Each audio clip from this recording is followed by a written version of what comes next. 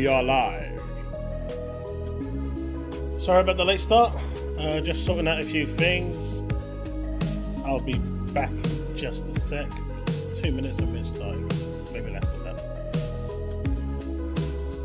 I see you all liked my video with Dreamcast guy. Oh, we're going to cover that, Mark. We're going to cover that. I was talking to Paris today, and yeah, he really liked the way I, let's just say, deconstructed him entirely.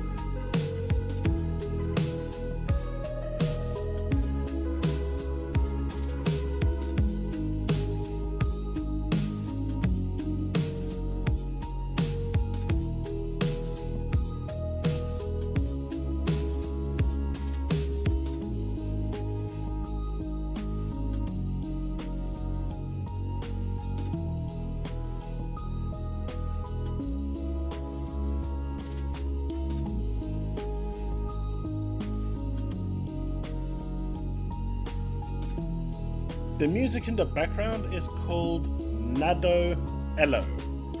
I want you, I need you. But with that, we can get started.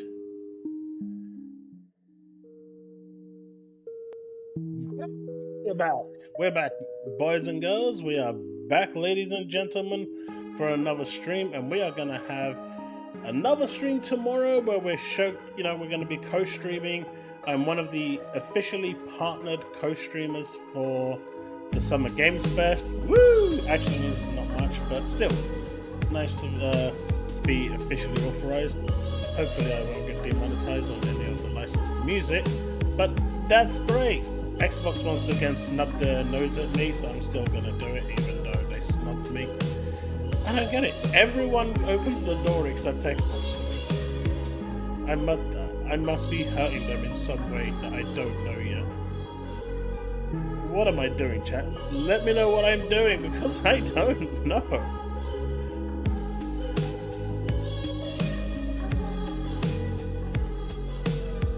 The music's still on. Shouldn't be on. Oh, it is on.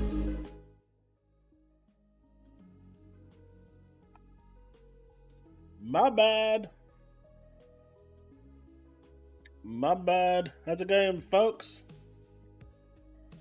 One of my birthday wishes are finally getting info about the Dragon Age game. Oh, we've got a doozy for that one. We have a doozy for that one. We do. We do. And oh man, one sec, chat. One sec. One sec. I can get rid of this cable. I don't need it. Do you know what? The world of wireless chat is amazing for a reason. Why it's fucked.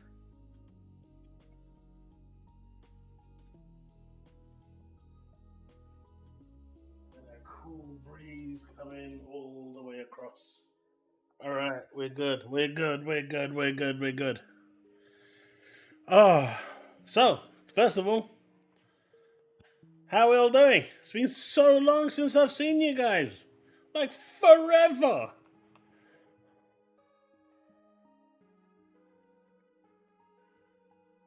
But seriously, how's everyone tonight? I hope we're doing good. I hope we're doing well. Let's up the brightness of this a little bit. Yeah, give it that. Little bit of extra light and Shazam. I don't know what you're talking about, Power. I don't know what you're talking about. I'm doing okay, actually. I'm doing pretty good. We've got... Oh, the Destiny raid is tomorrow. And the game can't stay connected to the internet. That's gonna go well. People are still disconnecting. They cannot prepare for the raid. That's gonna suck. It's gonna suck bad.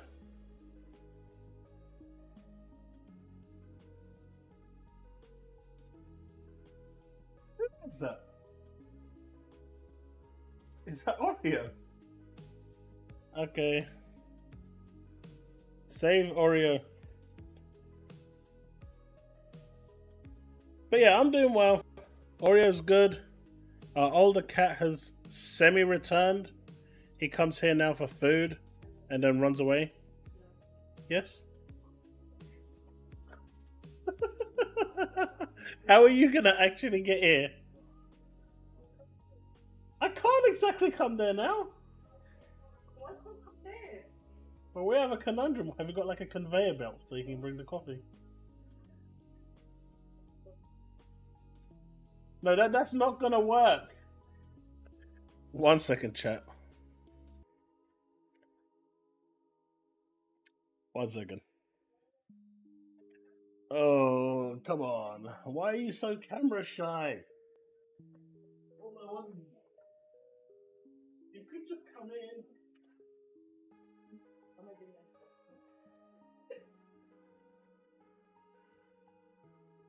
You will never come on camera.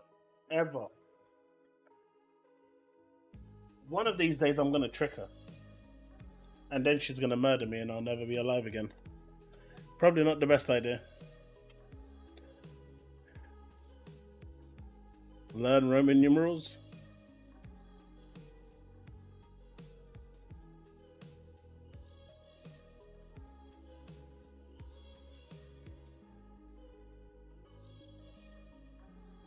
Apparently not. If you Gaffalion has been moaning quite a lot, Power, and I do mean a lot because he's trying to get raid ready, and they can't stay connected. People can't stay on. They keep just getting thrown out, and it's not been a great experience. You know, it's been 10 years. You think they'd finally get this shit down, and considering this is like this is the pinnacle of Destiny. This is it. It's probably been the worst launch they've had ever.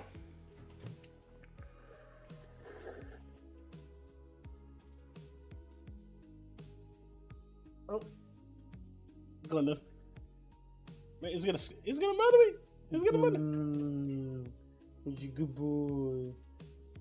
Oreo. My little butler. There you go. You even got a rare showing of Oreo without him trying to murder and kill me and try and do all sorts of random things to me while he's trying to run away from me.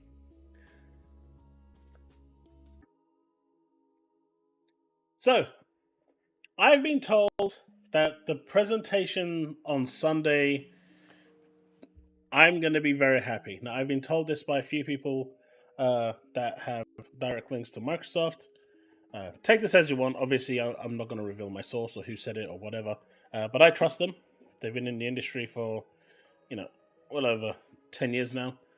And they just said there's going to be a few surprises, but it looks like the hardware for the handheld might be showing. What do you think about that? Do you think they're going to announce a release date for the hardware for the handheld console? I think we're almost definitely going to see the handheld. Although a certain someone who flip-flopped over to the other side is still trying to downplay the handheld console.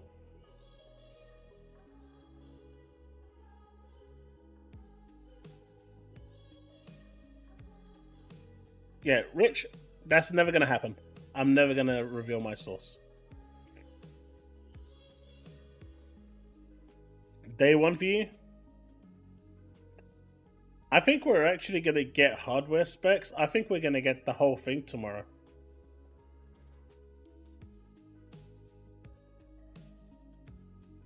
And if we don't get the whole thing, I think we're going to get an actual live demo of what it's going to be capable of doing.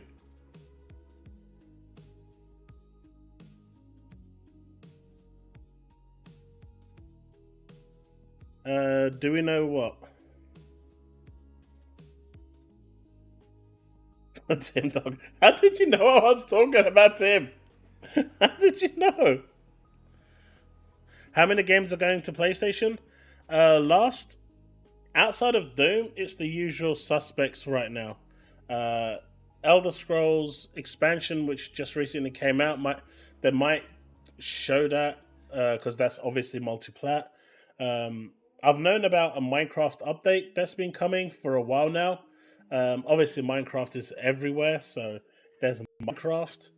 I don't know if there's going to be any announcement for Overwatch, but that would be one. Diablo 4 is getting an expansion. That's going to be multiplayer, obviously.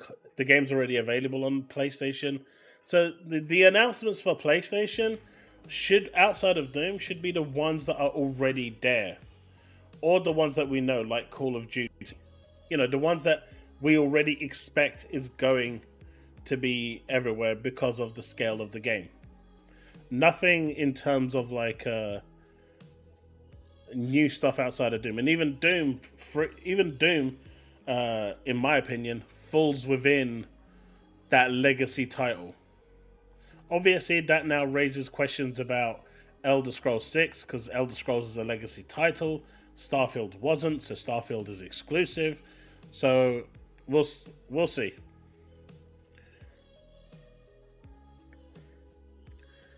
Tom Warren was saying Indiana Jones was going, Starfield was going. I don't believe a single thing that idiot says. If it happens, I'll see on the day. But if it's coming from that guy, I won't believe a single thing. That guy is literally full of shit. Hey, why so serious?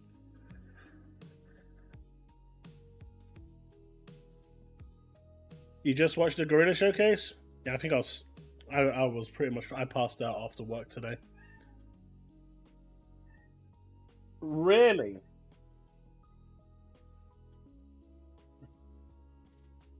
No way.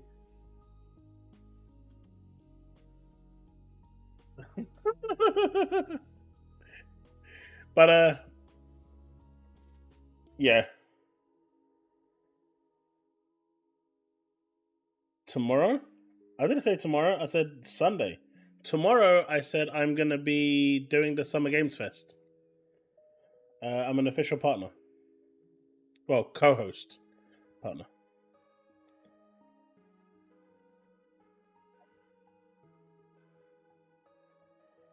Tom is like a bucket in a dark, blindfolded space with the wrong direction into the. Yeah, I just don't get that guy. He just keeps throwing shit out there and hoping one of them will stick. Maybe, I mean, this is the thing, right? If you decide to name every single game is going, and one of them actually goes, does that count as you actually being right?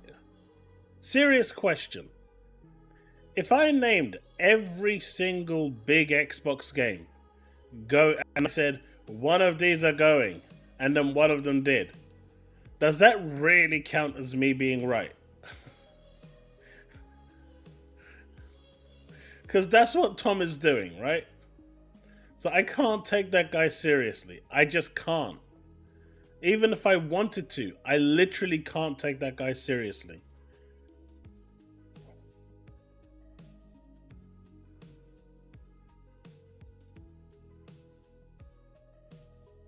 I can't.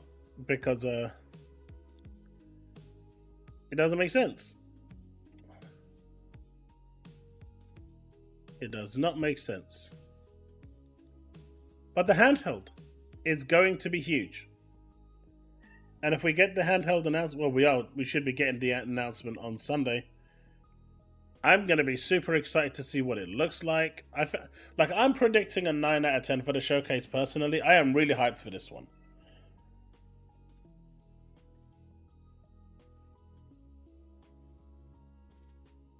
Am I live streaming the Ubisoft Forward? It depends what time it is on Monday. Let me see what time.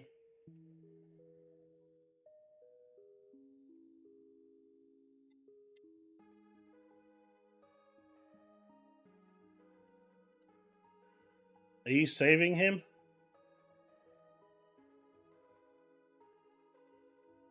Where is it?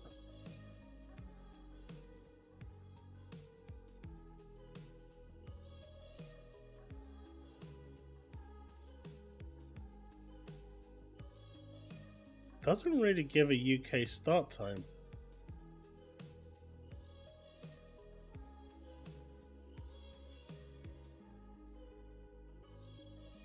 It's a UK show. The UK website doesn't give a UK time zone. Huh?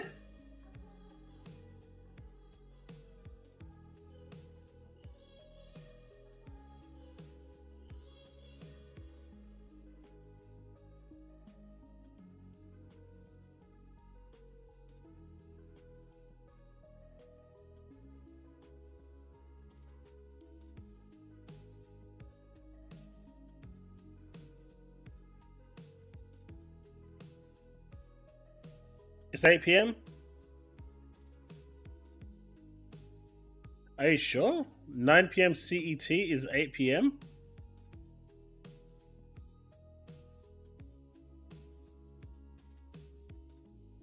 I'm just having a look online. It is 8 PM BST. It's gonna be a bit tight. I might have to cancel my other stream for this.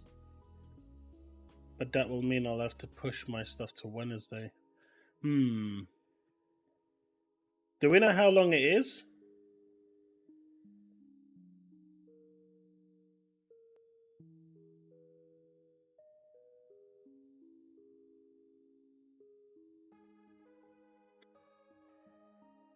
Nah, tomorrow is Summer Games Fest. The Ubisoft is on Monday.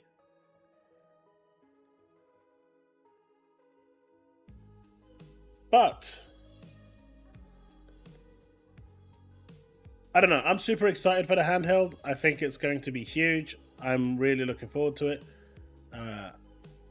Hopefully it doesn't look like this. This looks a bit too bland. But do you guys want to see something funny?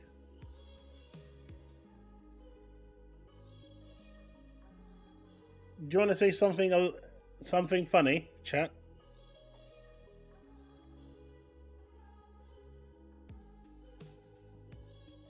Did I miss my? No, I just answered it, Mark. I said the Ubisoft, the Summer Games Fest is tomorrow. Xbox showcase is on Sunday, and Ubisoft is on Monday. No. It's not Dreamcast's face. Sorry.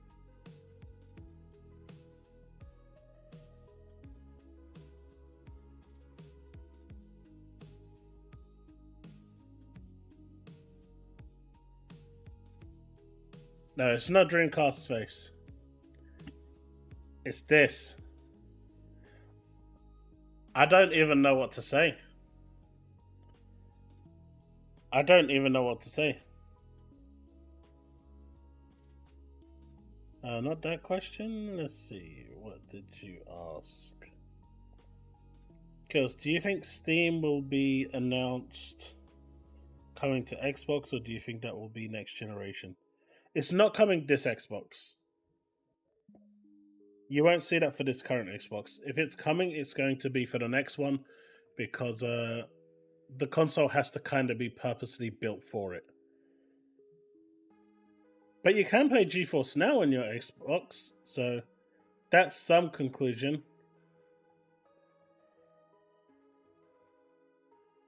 Yeah, we should totally roast Powerboss. But seriously, my dude is flexing that he bought the Concord edition. I mean the deluxe edition. How? How are you trying to use this as a flex?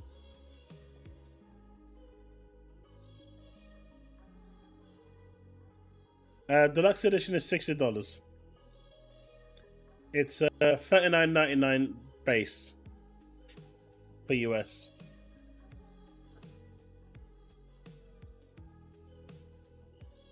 I don't know, man. I don't know. Persona, this isn't it, buddy. My dude paid $60 for Concord.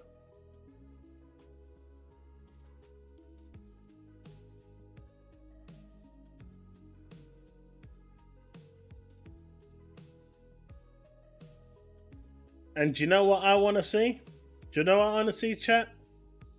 I want Marvel to sue them for copyright infringement. That's what I want to see.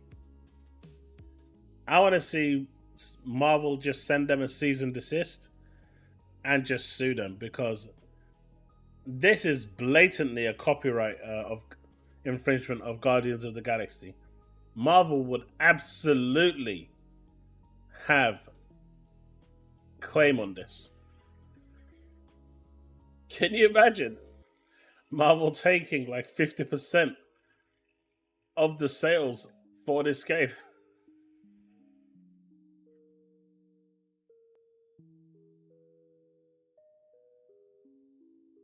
But that's crazy. That is crazy. I mean, I didn't think anyone would be flexing Concord, but you know what? I stand corrected. I stand corrected, folks. There are people that desperate out there on the PlayStation side for attention that they will use Concord as a means to an end to get attention.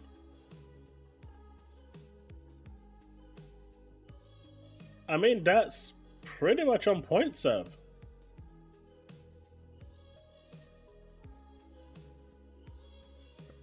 Jacob.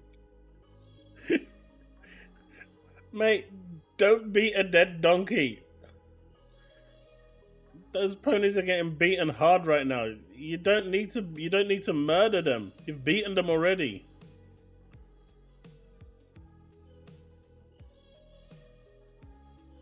Who sent me something?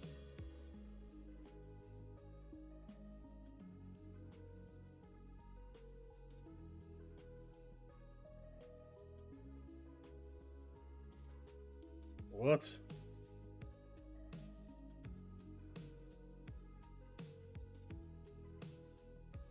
Random? Jakob? What's all that about? Seems a little random. Yeah, I saw. What's that about?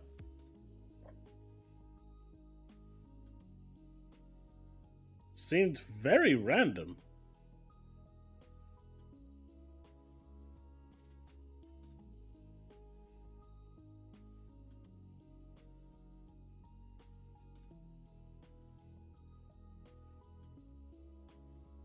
Oh, I'm clicking on it now.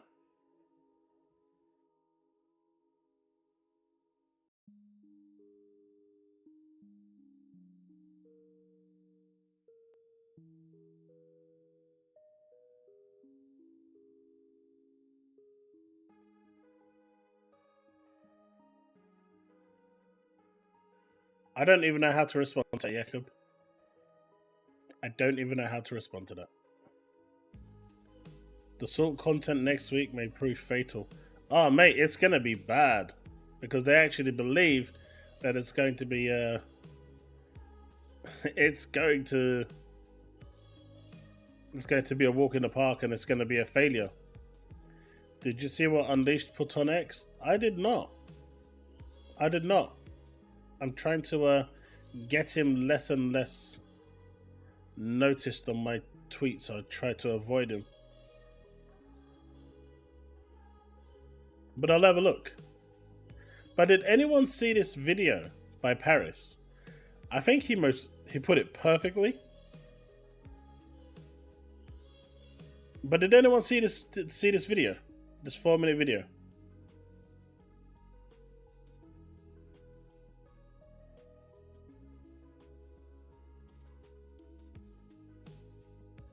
Also, last night while I was streaming, almost half asleep. Yeah, I should have quit before that mission. I know. But Alex jumped into my Twitch stream. Didn't say anything. Dropped a follow. And then bailed. I'm wondering if it's the real one or if I'm just being duped.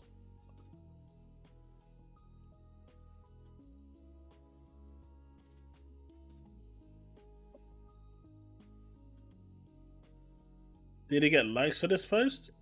Only 549. But I think he put it perfect. Let's listen to what he has to say. I should probably take that off.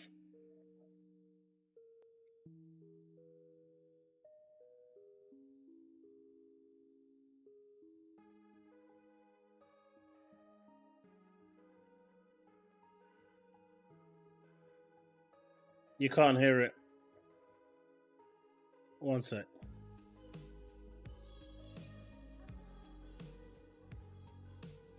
One minute. I know you can't hear it. Yeah, I'm aware. I'm just fixing it now.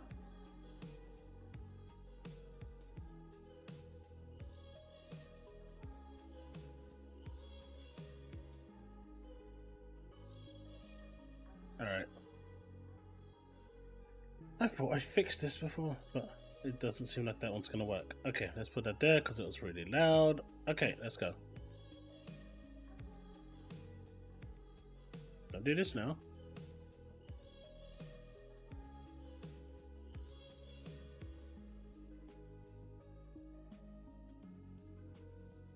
Let's refresh the page. So I'm wearing this XCast shirt for a reason. Number one, because of all you jabronis, as Mike would call you, and your weak predictions that you're having right now about expectations. So Blessing is lowering his expectations. I'm raising mine. We're at a 9.5. Yeah! Oh my God. Hey, here's why. Being serious for a second. Here's why. For those that don't know, Paris's previous prediction was around an 8.5, I think. So he's now raised it to a 9.5. Why? Obviously, just 2024, all these rumors, the speculation, business updates, doom and gloom, just everything that's been going on with Xbox in the first half of this year. This is honestly their first opportunity to control the message. This is their first opportunity to be proactive about what they want the community, the gaming world as a whole, to know what direction Xbox is headed. Activision has been fully acquired. They're being integrated now. Bethesda has obviously been around for a few years. They're at 30 plus studios at this point. When you go down the list of games that they potentially could show at the showcase, the options are damn near endless of what they could show us. They don't even have to show South of Midnight Fable or anything. They could lean into Gears. They can lean into Perfect Dark. They can lean into unannounced things. Obviously, Fallout's a big thing for them right now. There's so many things that they can do. Then you talk about the services that they have. What is the future of Game Pass, right? What is the future of cloud? I mean, there's the potential that they could integrate not just Game Pass games into cloud streaming, all Xbox games into cloud streaming, as an example, right? When you talk about this from a hardware perspective, clearly Phil has just been hinting all over the place about this handheld, and it seems like we're gonna hear something about that. We know we're gonna get an all digital Series X most likely at the showcase as well. This is their time. If they, through all the, oh, they're not selling hardware, they're not doing this, what does Xbox need to do to have a win? This is their opportunity to have that win. This is their opportunity to flex their muscle of Xbox Game Studios and all the IP that they have right now. Show us what the future of hardware potentially could be for them.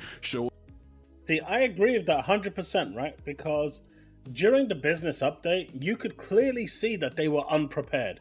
They were not prepared for that actual presentation.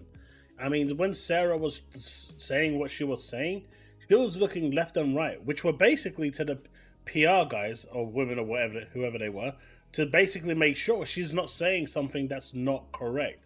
It wasn't properly rehearsed, it was fumbled together, and it was pushed out in the way it was.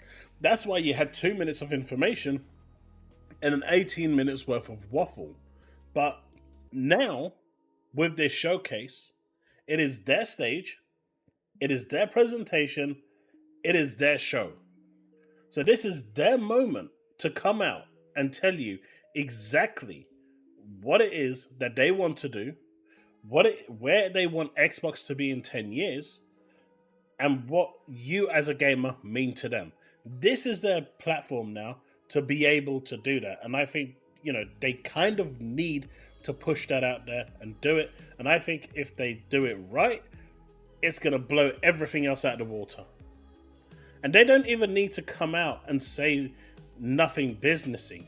The games themselves, by them just announcing exclusive to Xbox, Series, consoles, and obviously Game Pass, which would then include PC, that's all they would need to say. They just need to nip this whole cross-platform thing in the bud. Simple as that. Was what the future of services could be for them. So you goddamn right I'm going into this excited, because it should be. It should be a 9.5, 10 showcase, because they've been eerily quiet this year, or, you know, in recent times. That's not normal for them. Normally you see Aaron Greenberg tweeting every 5 minutes about the showcase and time length and this, that, and the other. I almost feel like, let's be quiet and let the showcase speak for itself. We don't need to speak for the showcase. So yeah, I'm going in at a 9.5. I would say the quietness is probably because of the layoffs and bad news recently. Yes. Okay, so why is the quietness, why is Microsoft only being questioned for quietness? This is what I don't get, right? Sony lays off 900 people and no one gives a shit. Every other company lays off people, no one gives a shit. IGN literally bought a bunch of publications and laid off a bunch of people and shut publications down, and no one gives a shit. But Microsoft has a merger, which by definition means that you're going to have layoffs, and then everyone cares. Like, I don't get it. So, I mean, this point, I have a real stickler for, because it's like none of those people that are making this comment actually have any business acumen. They have no business sense. They literally do not know how business works. And then it makes me wonder how they are actually commenting on shit that they don't understand. But that goes into part of what I'm saying. There's been so much bad news surrounding Xbox the first half of this year. If they're ever going to have an opportunity so that to have people view the brand, view the future of what they're doing in a positive light, this is the start of it. And I don't think it's just the showcase either. I think the fact that Phil's going on with Ryan McCaffrey right after, that's their opportunity to answer some of the hard questions that they're clearly not going to address in a showcase as well. So this is the time. If they can't do it at this showcase, then when? That's my take on it. I feel like we ask that question every year though. Right? I think this one's different though, Blessing, because I had even tweeted that, and of course that was the first thing people immediately said to me. I think this one is different because they've clearly changed business strategy. It's apparent. So tell us clear cut, what is that business strategy going to be so people can set expectations? Is it going to be that now Bethesda and Activision games are going to be multi-platform? Okay, tell us that. Is there going to be select titles after a period of time that are going to go to other platforms? Tell us that. What is this handheld going to be? Is it going to be this hybrid device? Is it going to be layered on top of Windows and you can integrate Steam and the Epic Store and all these things into it? This is their time to tell us, good, bad, or indifferent, what their strategy is going to be, and then obviously as a community, we can go from there. Grub. I think that is a perfect statement. I know some people were trying to go at him, but I think that is a perfect statement. Obviously, Warhammer Dave is on his escapade for let's go, I'm a pony now, but I'm a pony in disguise until they accept me, and no one's really going to accept him. So he's kind of shun out. But has anyone seen Crap Gamer? Has anyone seen Crap Gamer? He has a new video that he posted up.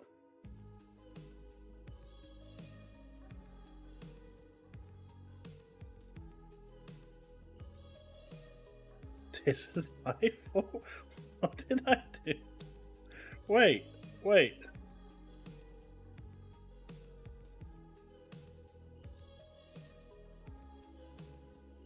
What did I do?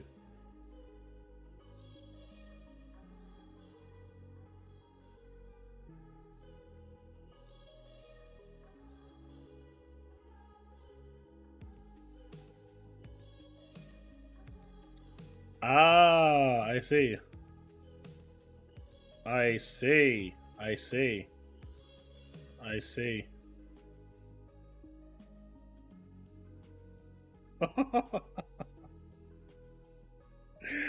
God damn it, Paris.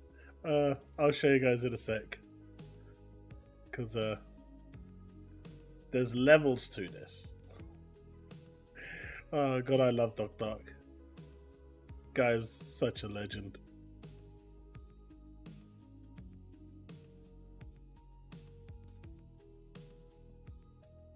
But yeah, I think he was spot on with this. I think he was perfect, and I couldn't have put it any better myself. Now is their time to tell people what they see, where they see Xbox in 10 years' time. What is the future that they see? And I think it's going to be an absolutely goddamn glorious one. They've got all the franchises, all the games, and like you said, even if they make ABK and ZeniMax games multiplat, they've still got around 20 studios sitting there that are building games exclusively for the console. That's great. And even those other games that are multiplat, the ZeniMax and ABK, exclusive content for Xbox. That's all they need to do. They have all the marketing rights. It doesn't matter. That's perfect. But I don't know if you've seen this. So Dreamcast guy decided to do a lull at his 9.5 prediction. Right? And Paris says, when you make your video that Xbox is doomed, don't clip half of what I said to fit your agenda like you did last time, and then apologize when I confront you about it in person. Hey, I did apologize. I will be watching the Xbox showcase though with an open mind, but a 9.5 out of 10 ain't happening. I mean, how is that an open mind? Literally, how is that an open mind? How is that an open mind? I mean, my dude got roasted by Paris. But Paris is saying that this response here, after I spoke to him, because he saw my video earlier this afternoon, when I, that long 40-minute video that I reacted to DCG about Xbox needs a perfect presentation. Hope you guys enjoyed that, by the way. I had a lot of fun making it. All I'm saying is leave me out of your videos. You admitted to me in person that you don't believe the stuff you post and purposefully make negative Xbox videos to appeal to your PlayStation audience because it pays the bills. Oh, shit! What did I tell you all? You know what? If I had Alex's exposed, I'd be playing that shit right now. So you can just have it ringing in your head, and I know it's playing for some of you already. But boom!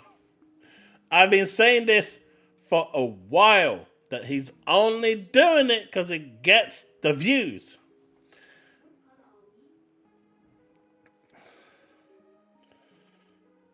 There you go.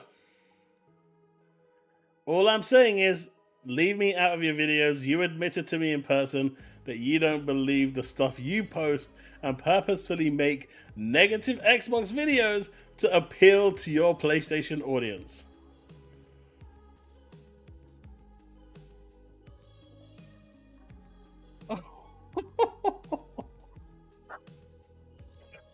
And of course, Paris blamed me for this one. My video apparently tipped him over the edge to make that post. Paris, if you watch this, you're welcome. You are welcome, my friend. You are welcome. What can I say? What can I say?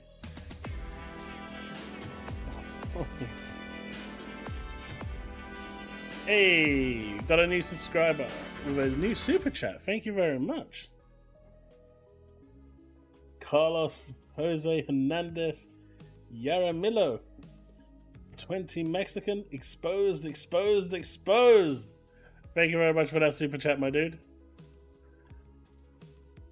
But yeah, I need to get something like that because it is totally needed for this situation. Oh shit, let's go. My dude became literally a laughing stock. He got absolutely ruined. You're exposing me next? Hey, look, I've already received ransomware about some people saying that they've been watching me through my camera for the last few months. They're already about to expose me to people. I ain't got a clue what they've got, but hey, whatever it is, have fun getting scarred for life.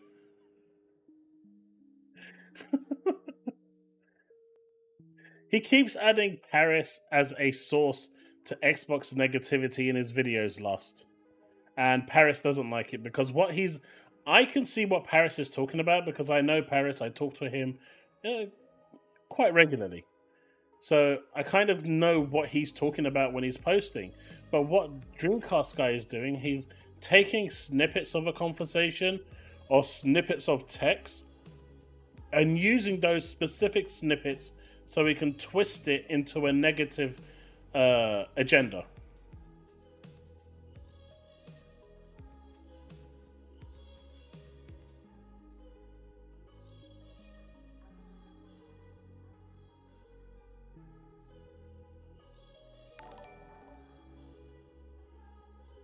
Who are you exposing? I think he exposed himself. Right here, Josh. Don't believe the stuff you post purposely negative Xbox videos to appeal to your PlayStation audience because it pays the bills.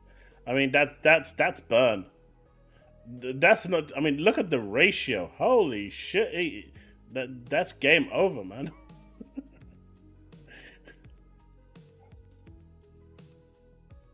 He's been using him a few times in videos, and I'm not sure if you've seen my latest video, which is the one Paris was watching, where DCG tried to again use his tweet to try and twist what Paris actually said into a negative.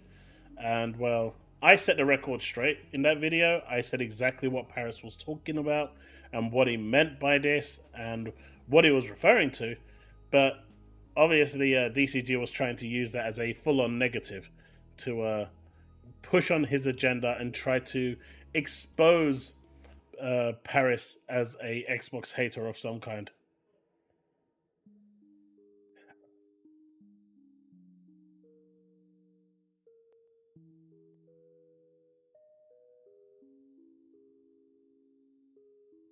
I don't think it's the Xbox that provide him views.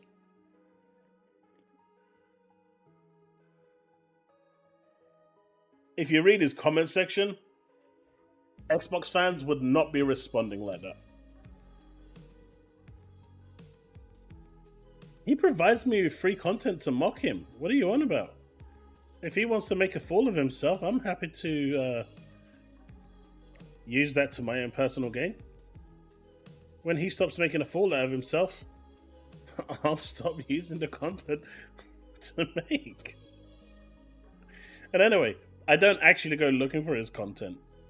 People in my Discord keep sending me the content, asking me to react to it. I actually don't even go to his channel at all. On my streams, someone is usually saying, hey, have you seen this video? React to it. Or they'll send it to me in my Discord, because I've got a separate section on my Discord for reaction videos. They're piling up now. I need to get to them. And I just start going through the list. Of course he's not news.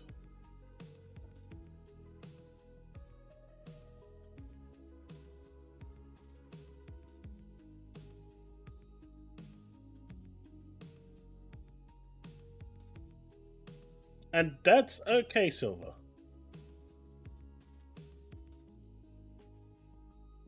How's it going, Arthur?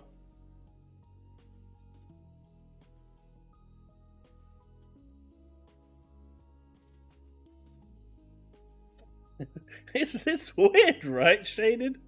It's weird. It's totally weird.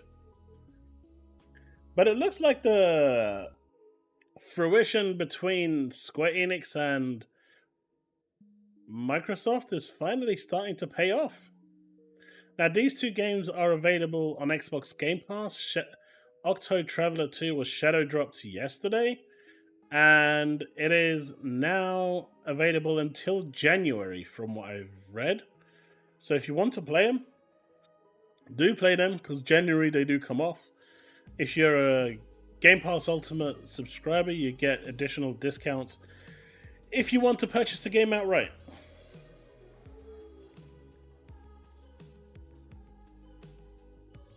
So, for me, the Xbox hype train has already begun. You do have... where is he? Where is he? You do have this guy over here trying to...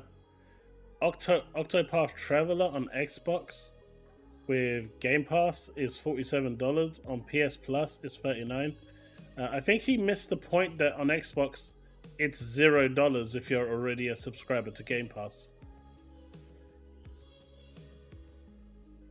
Oh no! Oh no!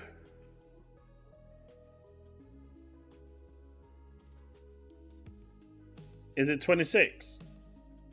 I thought it was 25. That's what I was saying, Steven. That's what I'm saying. That is what I'm saying.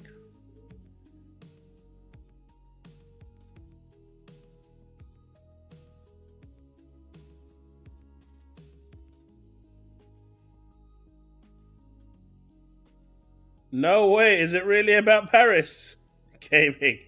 No way. No way. Mate, Paris isn't a YouTuber.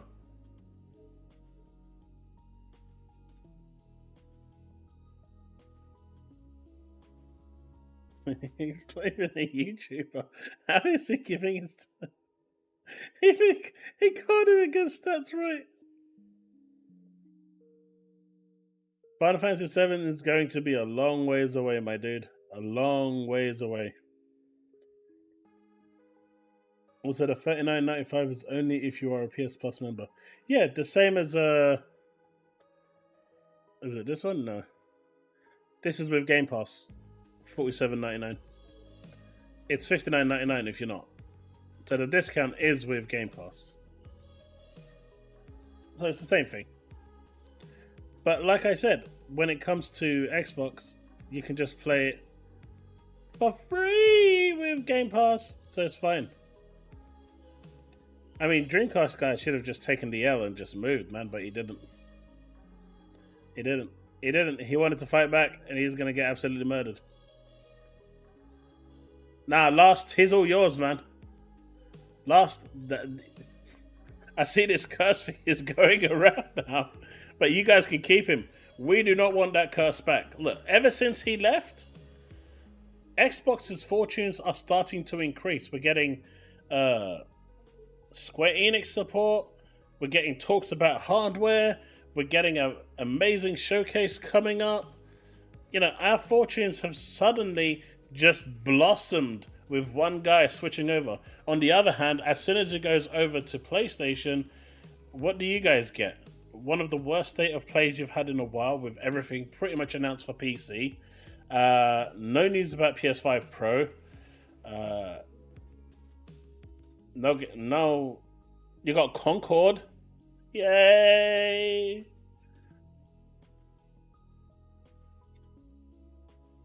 I mean, you got Concord, right?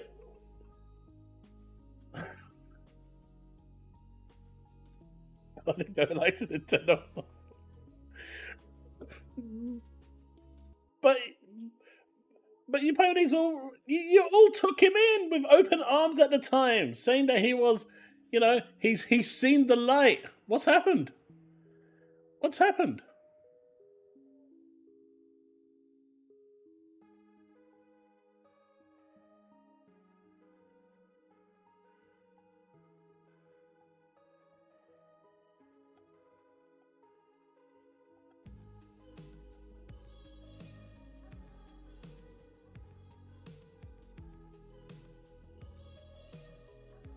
What happened?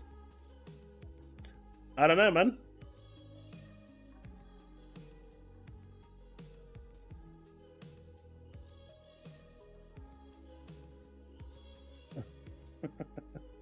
Ironically, Tom coming back is making me want a PS5.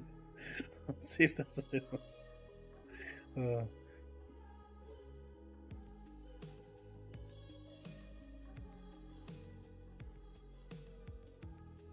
I did like this artwork. I know this is just a still, but this is actually pretty nice.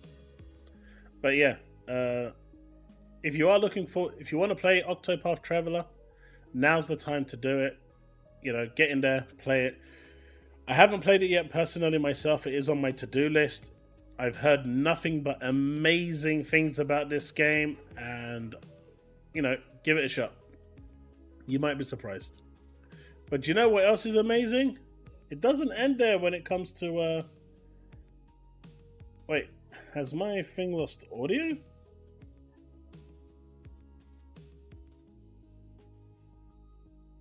Have I lost audio? I've just been told I've lost audio. Have I lost audio?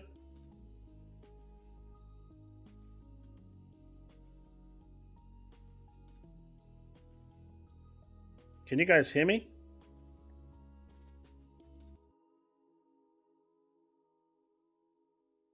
Okay, thank you, Ardent. Sappho is trying to be mean. Sappho is trying to be mean. No, I just got a response from the browser saying that my audio cut out. But there's more games coming. Callisto Protocol is landing on Game Pass. Still Wakes the Deep. You can actually preload this right now. Depersonalization. This one is for PC. I have no idea what this is. But hey, anime, this one's for you. Octopath Traveler, another one for anime. And you know what? I'm just gonna throw Isonzo in for anime as well. Why not? Give him a bit of variety.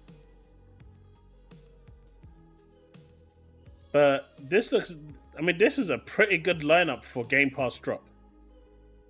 I have no idea what this one is, but the rest of them are pretty sweet. I mean, that's how you do a Game Pass drop. But hey, look. Do you remember Herman Holst came out and said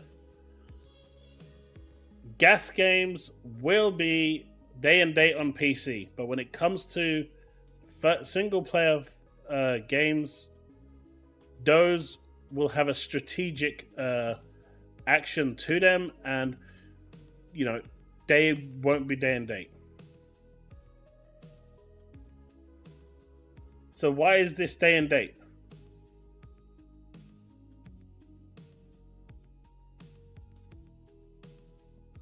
This isn't a gas game. And as we all know, already established, if it's a first-party IP, first-party franchise developed by a third-party studio. It's a first-party game. So this is a first-party game going day and date. Am I missing something here, or is this a live service game?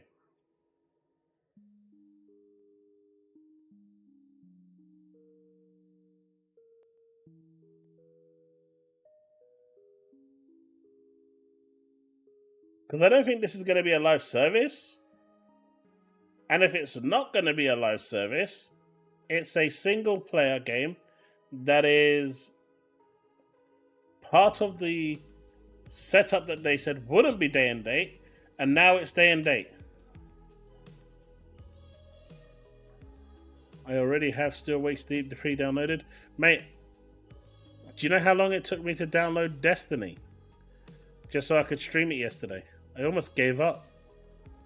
8.5 hours. I was dying. I hope In the Wake of Deep is not big. Yeah, but is it multiplayer? I mean, it's not an Overwatch game, right? It's not a Call of Duty type of multiplayer. It's like a 2-player game. That don't count.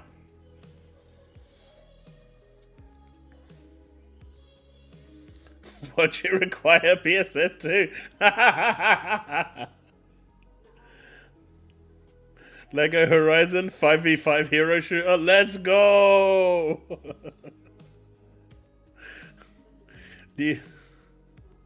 Mate, if they're flip-flopping with their decisions this much, they might give our British Constitution a run for its money.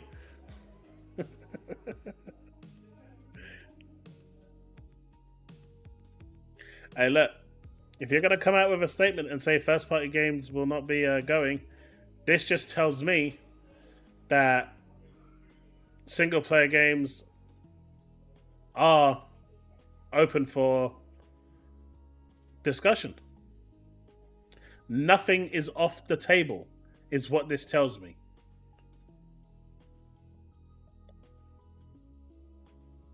You know what, Invictus? You're not wrong. You are not wrong. I'm surprised Nintendo hasn't actually gone to Lego to try something like this. Can you imagine just the sheer amount of money they would make just off the merchandise alone? How many people would be rushing out for Lego Mario blocks?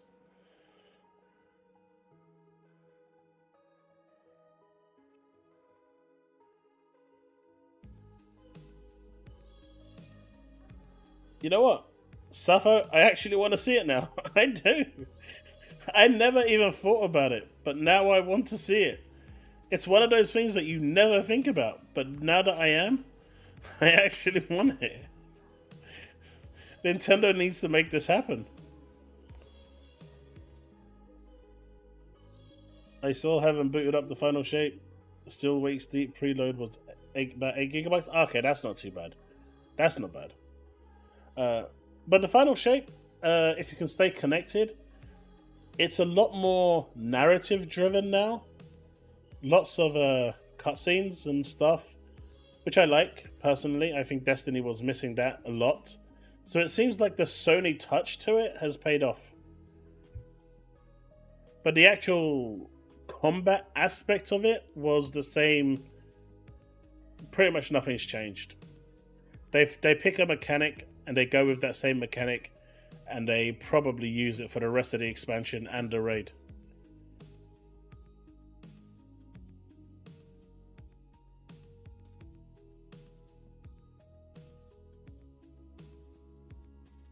Lego Nintendo in general? Yeah, that would be cool.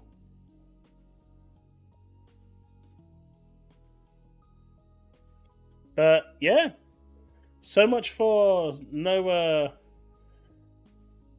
non-gas games going day and date.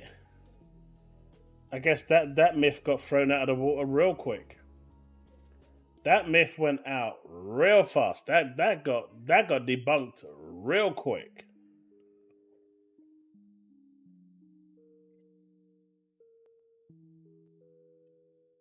But we do have Jeff Keighley doing his best to try and promote his state of play, haven't we?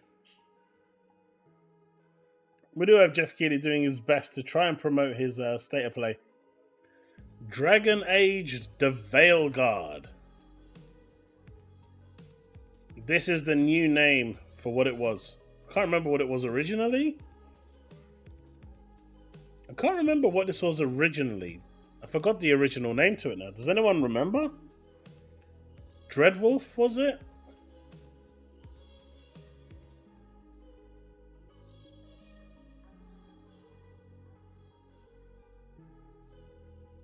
Yeah, that's it, Dreadwolf. So, it used to be called Dreadwolf. Now it's called The Veil Guard. Dreadwolf was a much better name. But, you know what? Do you know what? It's just a name change, right? It is just a name change. How is this affecting the overall scope of the game? How can something like this change the core essence of the game? It's just a name change. But you know what? Once again, I stand corrected. I stand corrected, folks. I stand corrected. Because this dude, the one I'm circling here, he actually impressed me. He actually basically finally admitted what every PlayStation fan wants and dreams. Jeff pretty much said it'll be there. People in the chat were interestingly saying that Jason Schreier, I haven't confirmed this, but were saying that Jason Schreier was backing up what Grubb was saying, but implying that it's not a old school remake or whatever. It's just Dragon Age Dreadwolf is getting renamed. Oh. Interesting.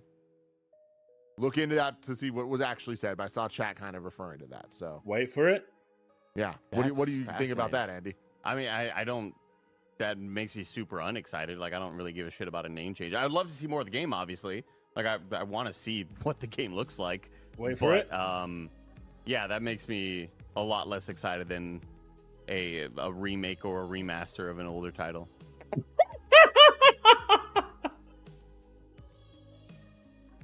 Oh my god! Sony has conditioned these guys so badly that they are more excited for a remake and a remaster than they are for a new title. Listen to that again. Yeah, that makes me a lot less excited than a remake or a remaster of an older title. Let's go! Let's go! And they said we're conditioned. And they said, oh, they said we're conditioned. They're saying we're conditioned. Sony has achieved pinnacle brainwash. It's like, but yeah, that makes me a lot less excited than a remake or a remaster of an older title. Look at Paris's face, man. Just look at Paris's face. Nah, this can't be real, man. But yeah, that makes me a lot less excited than a remake or a remaster of an older title. Yeah, because that's all you're used to, isn't it? Remakes and remasters. I mean, Paris's face says it all. That is glorious. I could not believe that this is pinnacle. This is pinnacle. That's it. My dude would rather have a remake or a remaster to a new entry.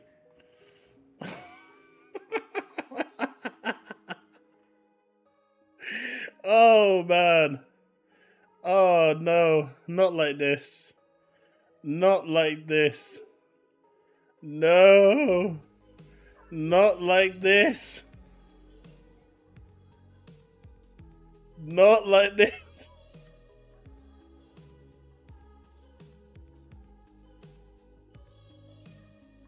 Oh, man.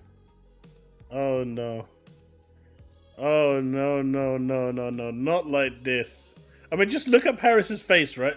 Look at the way his facial expression suddenly changes. But yeah, that makes me a lot less excited than Hmm? a remake or a remaster of an older title. No way, no, this can't be happening. There's no way. No way. No way at all. Unbelievable. Un-effing believable.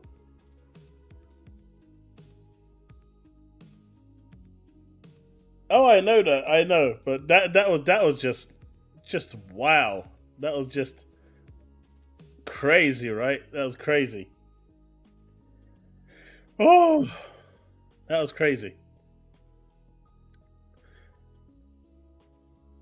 But what's not crazy, and one I do expect to see on Sunday, or maybe it will appear. Actually, not on Sunday. This will probably be one for tomorrow. Is this bad boy? Final Fantasy XIV. Now, for those of you that have been on the fence on whether to pick this up or not, or have been waiting, like I've been telling you, because the launch of this game on Xbox was really befuddled. I have a long post here talking about the issues that they had when they actually launched the game, which I think were pretty stupid. But there's a thing going around at the moment where it hasn't appeared in the top paying 400 list, but there's multiple reasons why that is the case, and we'll go through that in just a second. But it is 60% off right now, and Dawn Trail comes out early access on the 29th of June and first week in July officially. I think on Xbox it's now £15 for everything out, not including the latest expansion, which should be about £35. So you can get the whole collection now for like 50 quid, which is pretty damn sweet. So for those people that are interested or have been on the fence or have been using the trial, because a lot of you should be using the trial right now and shouldn't have spent money on the actual game, and you should have been waiting for this sale in order to pick this up, like I was saying originally. So if this is your cup of tea and this is something you're interested in, definitely have a look at it. Delta, I get what you're saying, but don't write all of them off. Every single one is unique in their own way. They are all different games. They don't follow the same formula going through. The only thing that goes through each one, essentially, I mean, the early ones like Final Fantasy 1 to 4, even they were different enough in their combat system to be unique. But the only thing that actually is consistent throughout all of them is the naming conventions, like Ifrit, Bahamut, Shiva, Sid, Ironworks, and stuff like that. In terms of gameplay, and story, they're all different.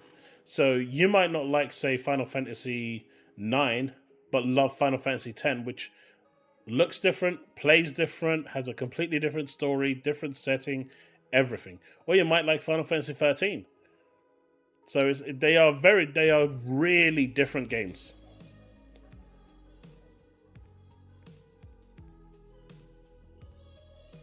Lost Odyssey is amazing. That is one of my favorite RPGs. That was such a good thing. I'm still using the trial, and as you should, anime. And this is what I was saying here, right? This is what I was saying here. So everyone's complaining now about this article that's come out saying that, Final Fantasy XIV is the biggest failure in online gaming on Xbox. But no one is talking about how many people are actually on the free trial. Because if you are starting Final Fantasy XIV today and you are looking to give it a try, you absolutely should be using the free trial. Because the free trial gives you unrestricted playtime up to level 70, the first 3 expansions, so that is, 6 years worth of content to play through. That's a lot. For free. Right? With no playtime restriction. So for the whole of those 3 expansions, you can do the story, the side quests, the primal fights, all the dungeons, all the side dungeons, everything for free. And so you shouldn't be signing up officially until you've pretty much realized that this game is for you. That is what the trial is there for. I suspect once Dawn Trail drops, this will no longer be the case and things are going to go up. There are a few problems with the Xbox version, as anime may tell you as well. Like, for example, like when it dropped, if you bought it when it dropped at full price, you're kind of paying full price twice. It's why I didn't buy the collector's edition when it came out. The complete edition, sorry. I don't know why I wrote collection edition. But it's supposed to be the complete edition. I was waiting for a deep sale because why would I want to pay 50 quid and then 50 quid again? It makes no sense. Xbox Live being required to play, I think, is a downer. That should never be the case for this game. I think it's stupid, and it just needs to go. Xbox censorship needs to go because the text is heavily censored in there. Again, this is what I was saying about double dipping. They tried it. It didn't work. I don't know how you're paying for your subscription, anime. When it first came out, they needed coins, but they said they were looking into changing that. But the free trial is the big one. Why would anyone pay full price for a game when you can play the free trial with 6 years worth of content to see if you like it or not?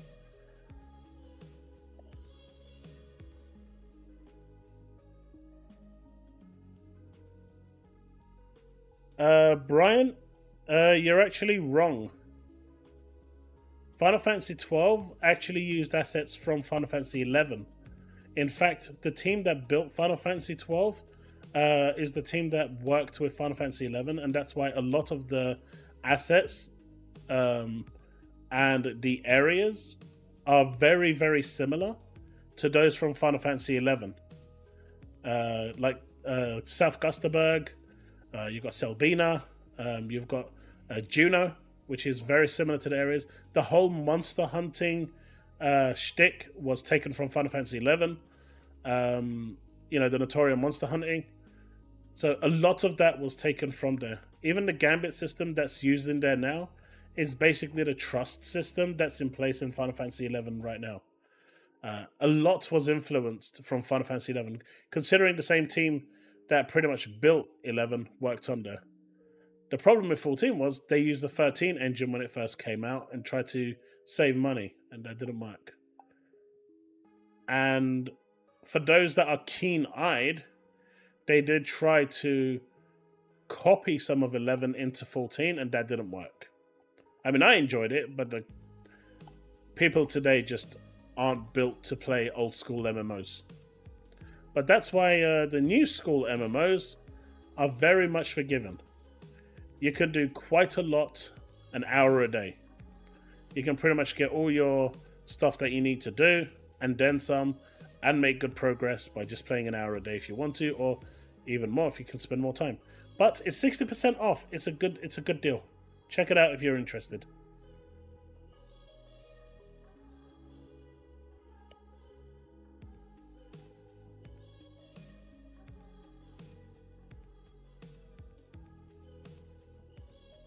I actually really enjoyed Final Fantasy XII.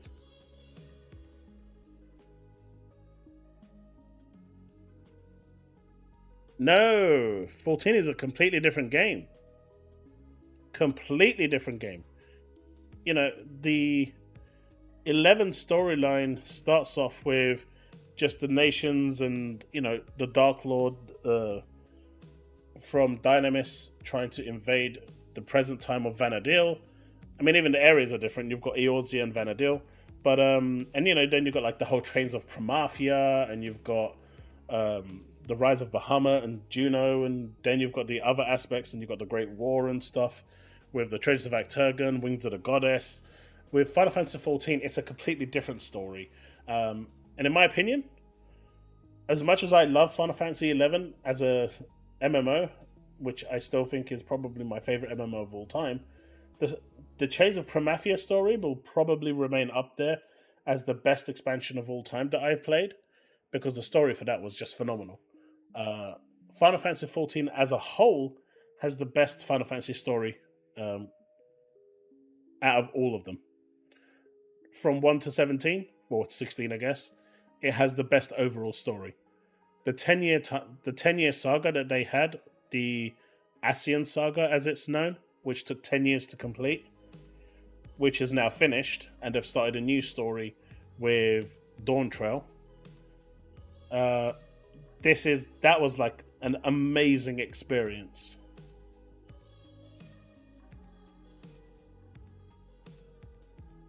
So even if you don't want to interact with people and stuff like that, it is something that I genuinely recommend people play, because the story alone is fantastic.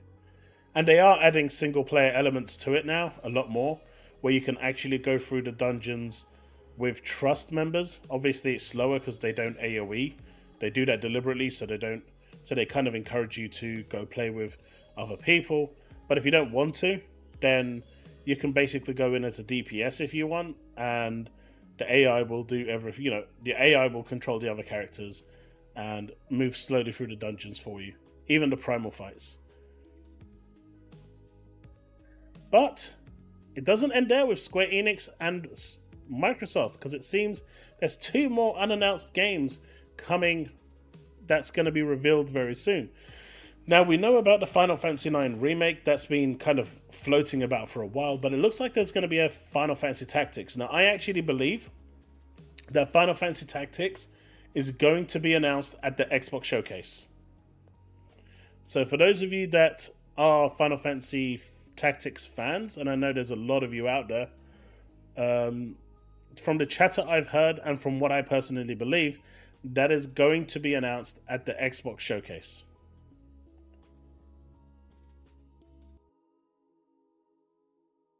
What's my favorite class in Final Fantasy XIV? At the moment, I'm playing a summoner, but my favorite one probably was Samurai. I played Monk. I mean, I've got most of the jobs leveled up to level 70 anyway, but in terms of like ones that I've invested in Monk, Ninja, Blue was fun. Monk, Ninja, Samurai, and Summoner.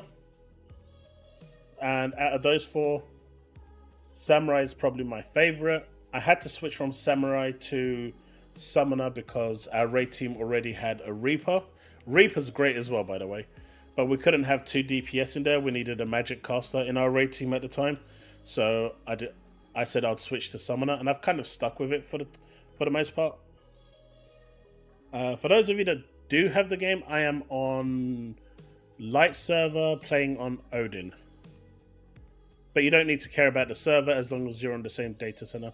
And even then, it doesn't matter anymore because we can go to a neutral data center to play together.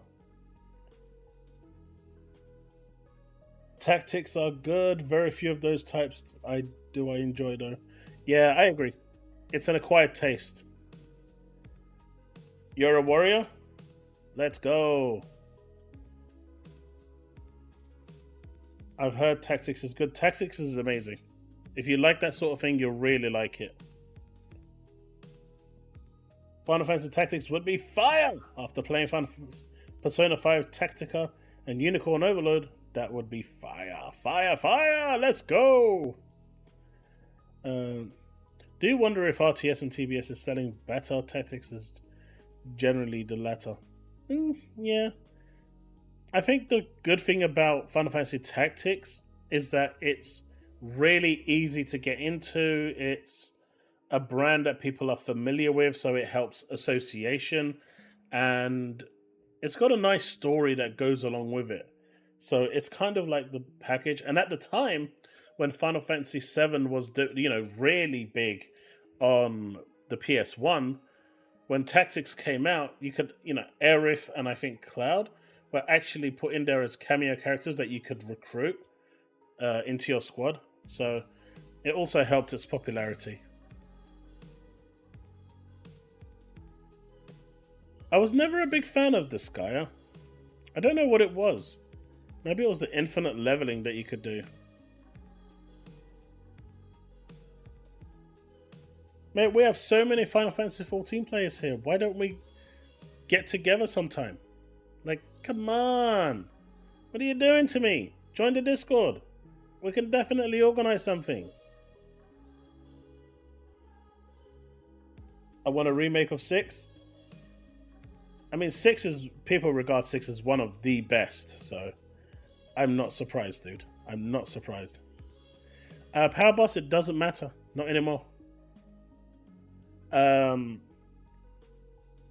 You can now... So basically, you've got NA servers, you've got Japanese servers, you've got European servers, and what they've added is SCA servers, and so data centers. Sorry, and so now you can kind of jump data center to the SCA. Don't do it now. Well, I guess you can do it now, but just make sure before Dawn Trail comes out, you go back to your home world. But you can basically transfer data centers.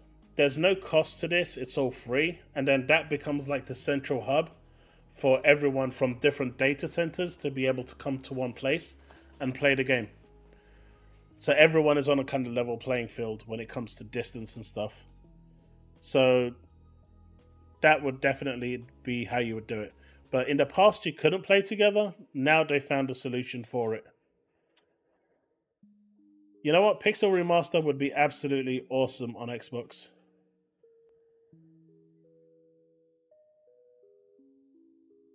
Any opinions on Mistwalker? I think they're great.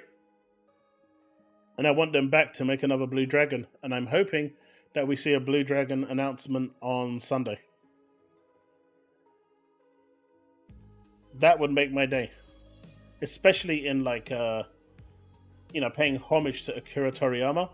That would be absolutely brilliant.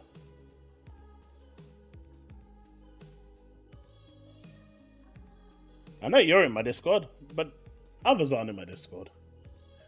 But guys, before we start talking about Xbox more, because obviously this is something that I want to start talking about a little bit more, because, we're talking about the greatness that is June the 9th and what we can expect, and we're going to do some call-ins as well, so just get your shy boots out and prepare yourselves to jump on the air. What is happening with Metro? Seriously. What's going on with Metro? I've never, ever, ever seen them make a negative article about PlayStation. Now, when you've got Metro doing a negative article about PlayStation, you know hell has frozen over. You know that hell has frozen over.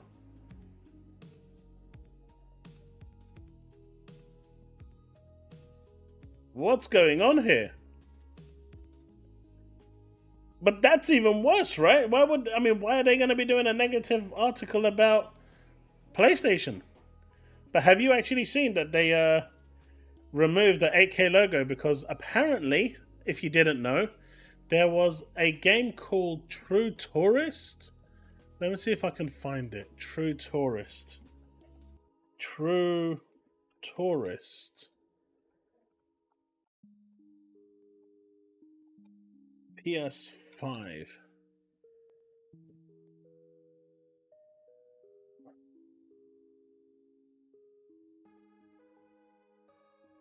Let's see.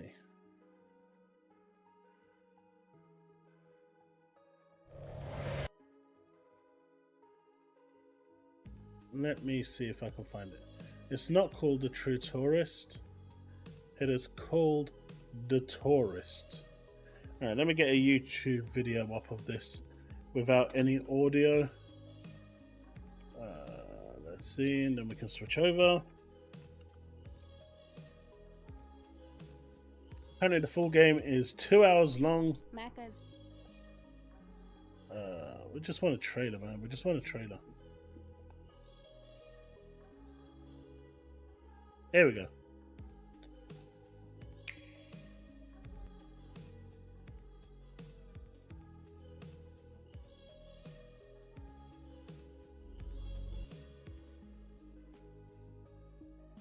Alright.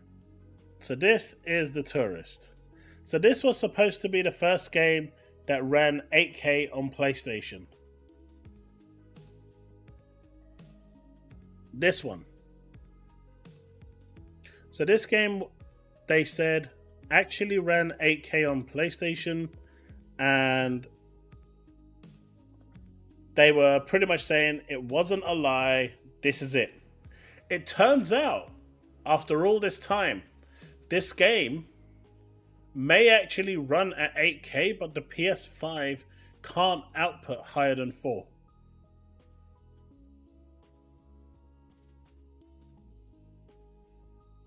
Apparently, it can't output higher than 4. So even if the game is actually at 8K, it's downsampling it to 4K.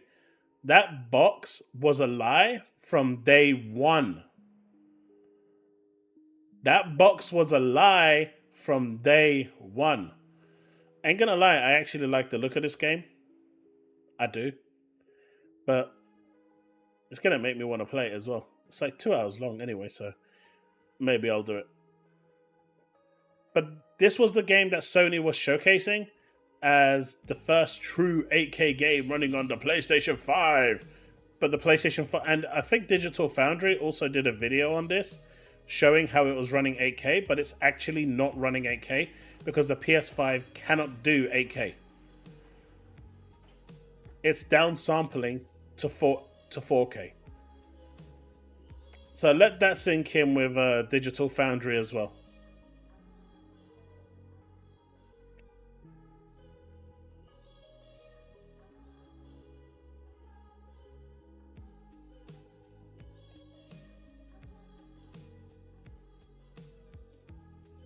As you can see, I like my Final Fantasy 11 music. It's amazing. This remix is pretty special as well. But, yeah, so they've actually removed it from the box. It no longer says 8K. It just says 4K 120 HDR.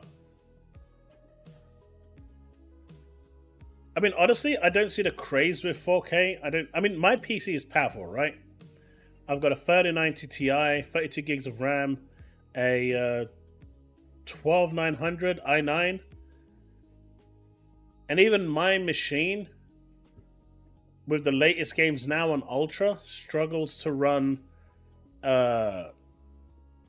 games on Ultra above 2K at 60 FPS.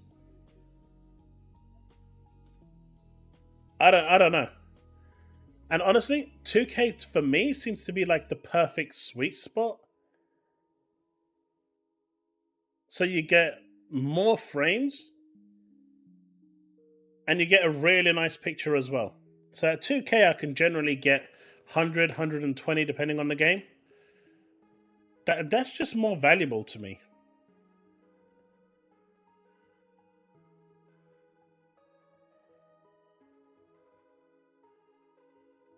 I mean, yes and no, Lost. Hellblade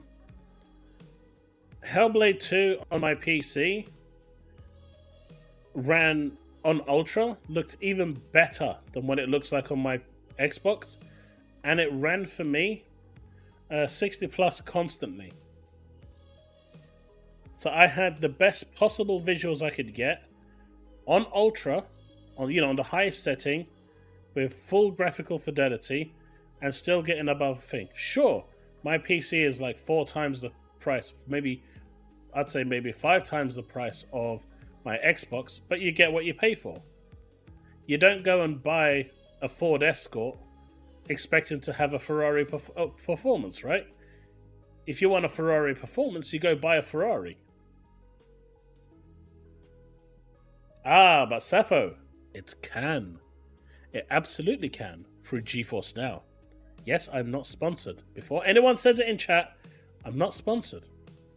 But with GeForce Now, you can have it running on a 4080 on the premium tier if you want to stream it. If your internet is good enough.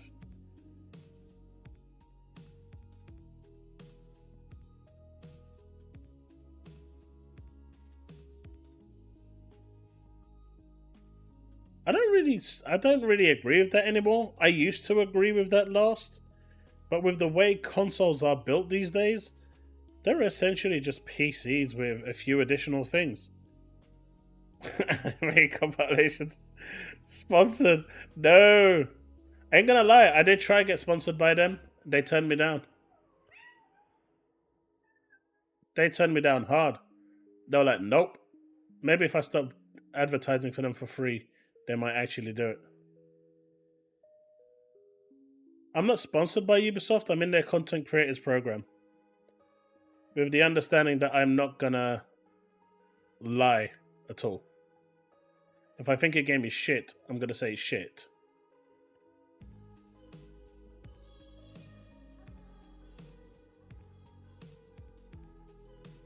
I'm one of the original founder members, Silver, so I can't really cancel my subscription because I'll actually lose my founder's benefit because I get a huge discount for being a founder. So that alone makes it worthwhile for me. Very few have anything at 8K or greater. I mean, 8K TV is like ridiculously expensive anyway. I mean, 1440p is a sweet spot.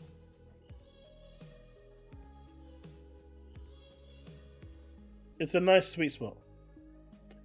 An Escort was properly better than a Ferraris at the time. I mean, you're not wrong, Rick. That's like going way too far. You're going way too far in the back. But yeah, no. Leaf Stormblades. I'm not sponsored by them. I'm just in their content creators program, where I get to try games early. Like, you know that Dead Cells version of Assassin's Creed? I had the opportunity to try that out early. They were offering me a code, but I had to turn it down because at the time I was moving, so I didn't have the time to pick it up, to invest any time in it. So I turned it down and let someone else take it. Hey, Bold Alpha Wolf.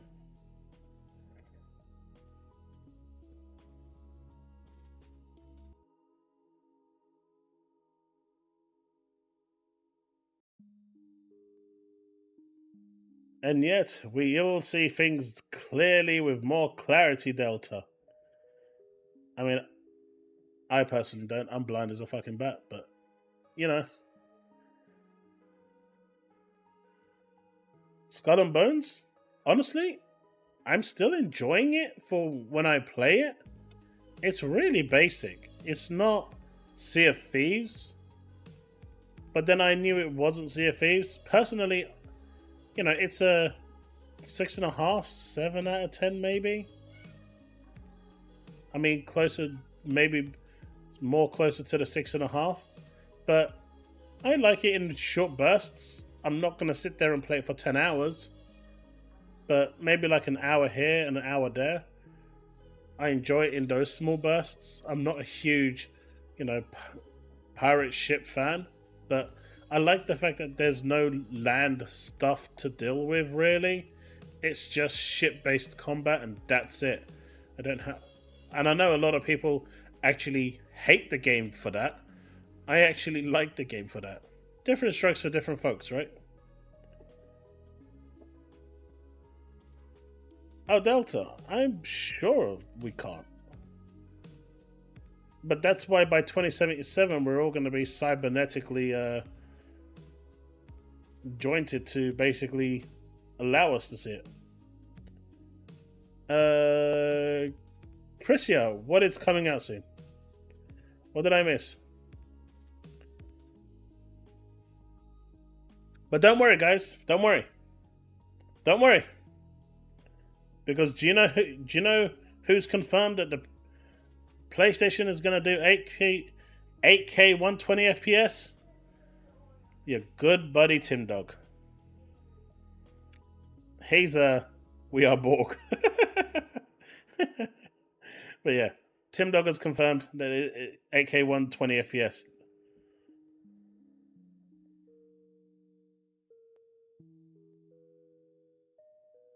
But did anyone see this? My dude has spun this around so well that he actually could be a conservative politician in the UK.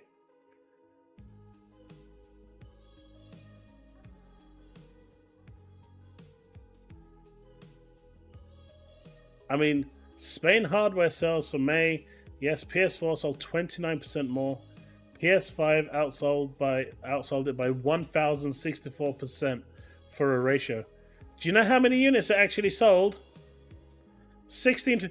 All this, right? All this fucking spin for 16,000 units.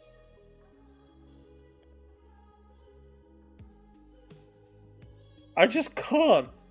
I can't. My dude wrote all of that for 16,000 units.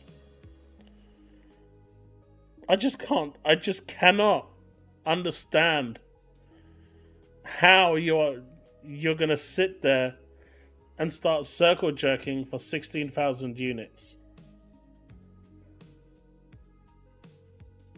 I just it blows my mind.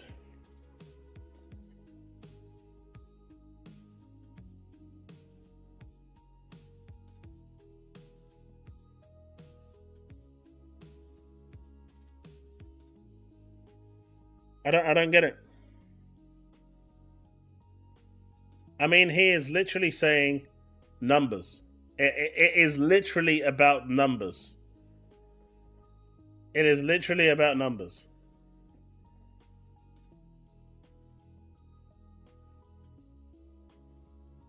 Because more people are choosing to buy the PS4 over the PS5.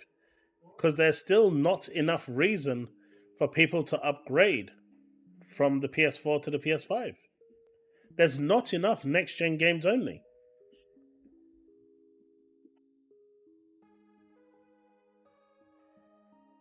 This generation has been so weird with the fact that they have been trying to support the older gen consoles for so long.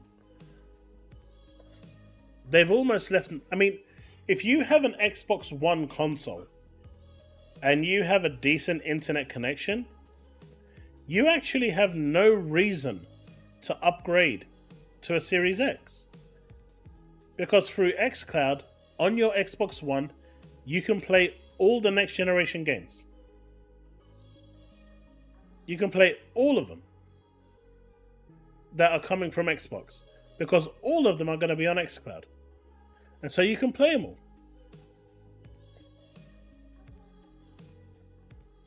And if you want to play your Maddens and your FIFAs and your Call of Duties, they're coming to Xbox One and PS4 anyway. And those are the real popular games, right? The Overwatches, the FIFAs, the Call of Duties, the Maddens, the Robloxes, the Minecrafts. These are still coming to the previous gen consoles. You know, the really big sellers, the really big hitters. What reason does the casual folk who don't give a shit about single-player narrative-driven games or, you know, the more niche exclusives, what reason do they have to upgrade? I mean, even Ragnarok, I think, was released on... Wasn't Ragnarok on the PS4 as well?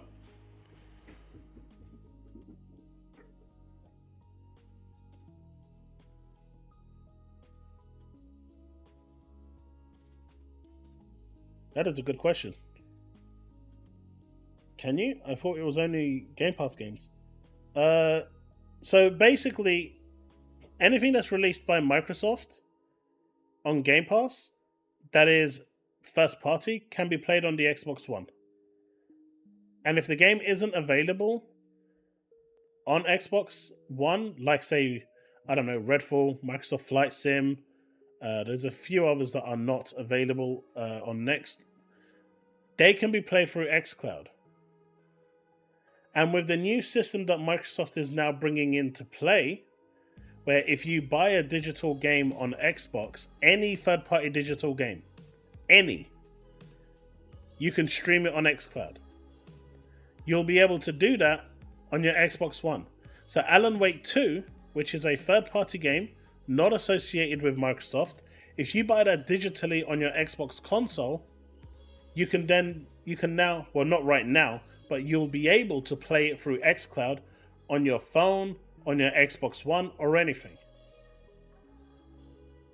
So the way that Microsoft is doing it, and what they're doing with it's already in test at the moment. So for those of people that are already using the Xbox Alpha, I think it's already available to them. The deepest level one. They can actually do this now, I think. And basically, you buy a game, and it's available on xCloud. Any game. It becomes enabled. So what reason do you have to upgrade? If you don't care about 60 FPS, because it's going to run 30 FPS. If you don't care about that, which let's face it, if you're on an Xbox One, you clearly don't give a shit. What reason do you have to upgrade?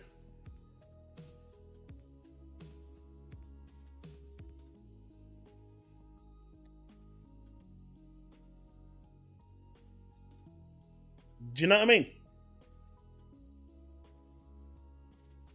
So, this generation has been really weird with the whole support.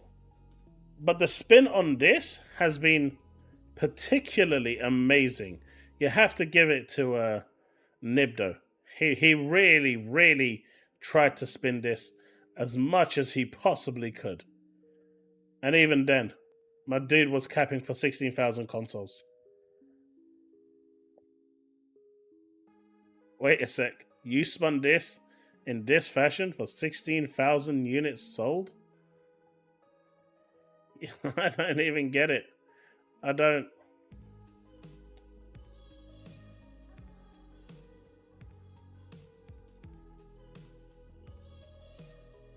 Where is it?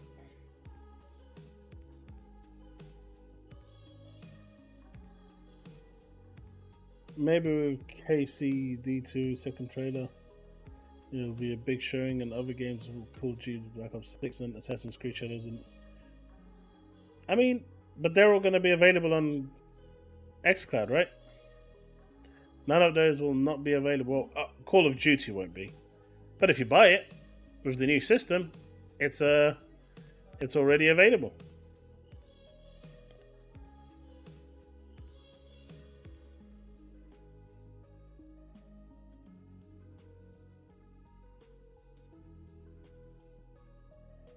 How many units is Soldier Boy pushed? Yo, serious question, chat. Serious question. Serious. This is being serious now, right? How many people believe that my dude Jay Barry is not buying Call of Duty? How many people believe that he's not buying it?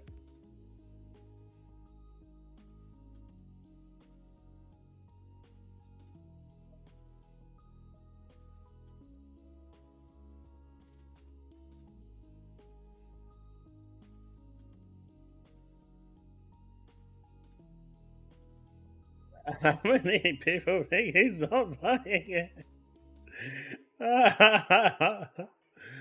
Oh.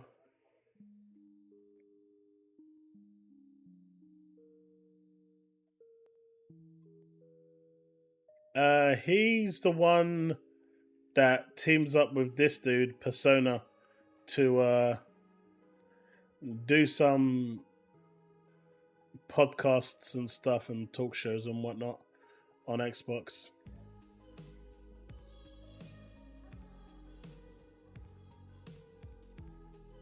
It's gonna be interesting.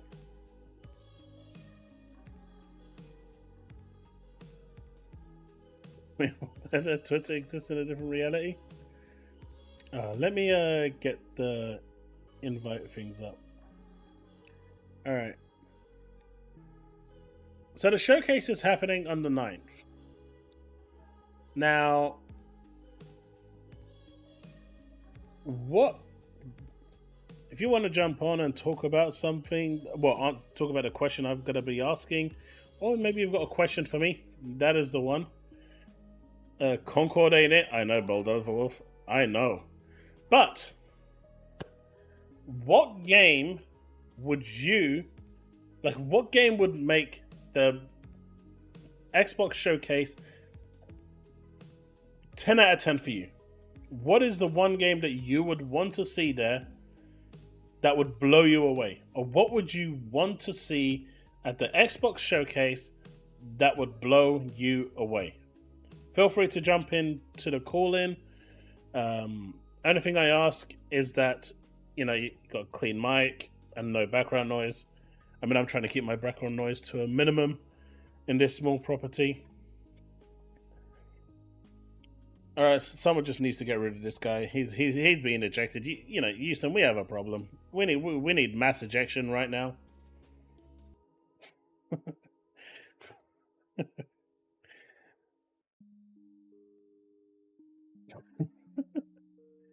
Derek, replaced is almost 99.9% gonna be there.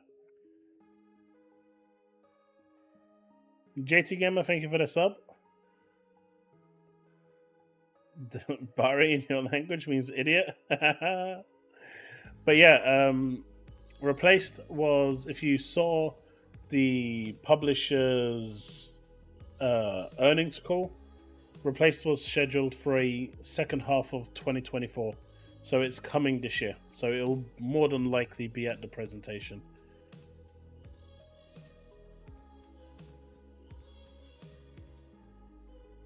So we've got Outer Worlds 2. We've got Gear 6. We've got Shrek game. You heard it here, folks. Lost needs a Shrek game. And you just watch when a Shrek game appears. If he don't give this show a 10 out of 10, I'm going to hold him to this. I'm going to hold you to this. We've got Killer Instinct 2. Concord would be fine as a mobile game. Lost Odyssey 2.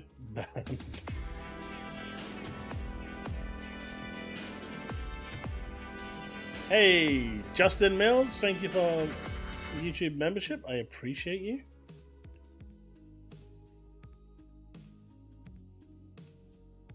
Seven months in a row.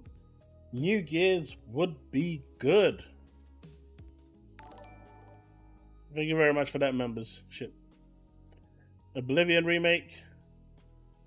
Hey, look, I was gonna say that myself. You didn't have to say it. I definitely want a Kong 2 and a Gollum 2. Definitely. We need those. I think everyone needs a second Gollum in their life. Skull Island 2 announcement would be fire. You guys just want to see me suffer, don't you? I just realized that Activision published a lot of those animated movie adaptations into games. They did.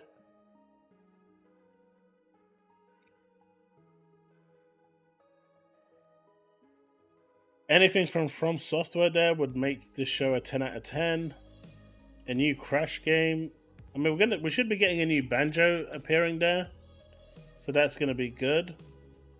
Sully wants to see the handheld reveal.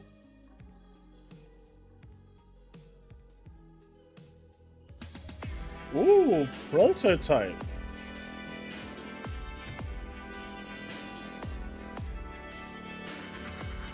That would be good. Haven't seen that name flown around for a while. A turn-based remake. You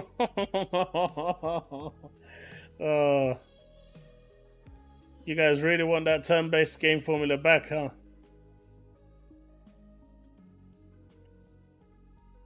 Yeah, probably gonna get I think my son's gonna be playing that a lot, so we may actually I might actually get him to stream that a little bit.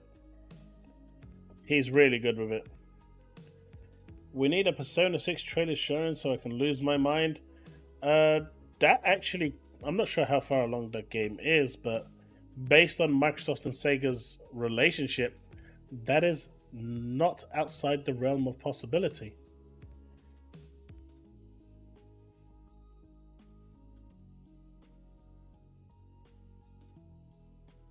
That is not outside the realm of possibility.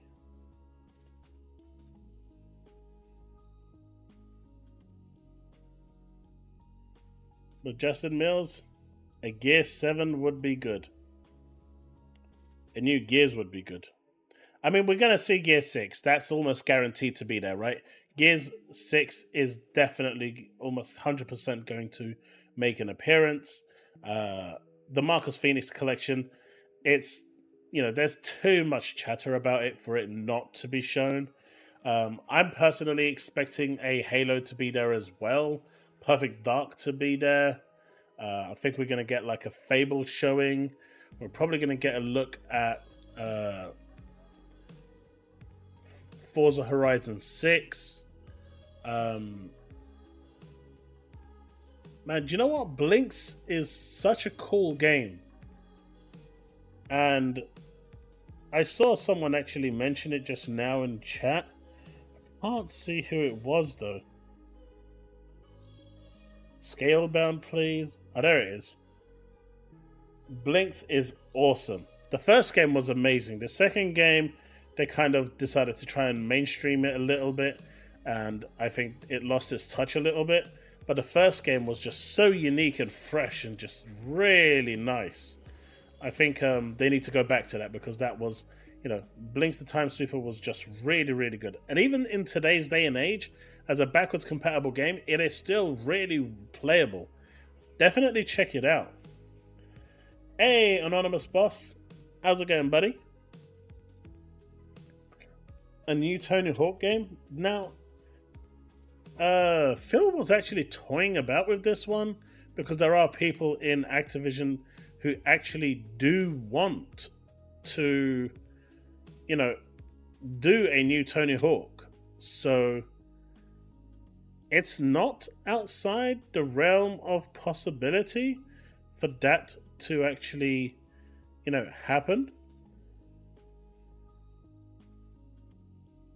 I'm sorry, this is just really bugging me. I need to just... My OCD was being bugged there. Sorry. My OCD was being bugged. Fix that up. All right. Get back here.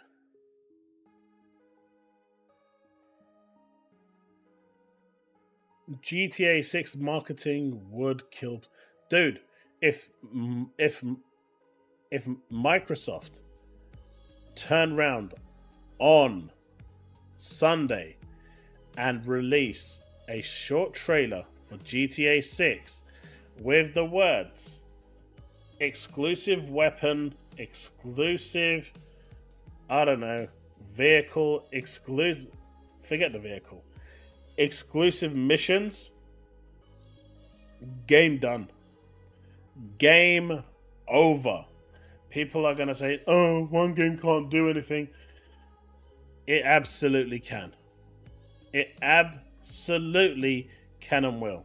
Between the might of Call of Duty, with Microsoft having all the marketing rights, and if Microsoft get Call of Duty, Grand Theft Auto 6 as well, with like exclusive missions, and exclusive cosmetics and stuff like that, it's game over.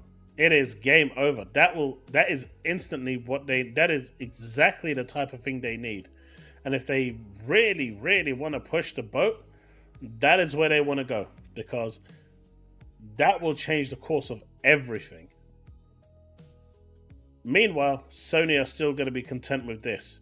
Let's go. That's as good as a flex that you're going to get. My dude's flex on that one. I don't think he thought that flex through. I'm just going to be honest with you. I don't think he thought that flex through. A Master Chief skin in GTA? That would actually be funny.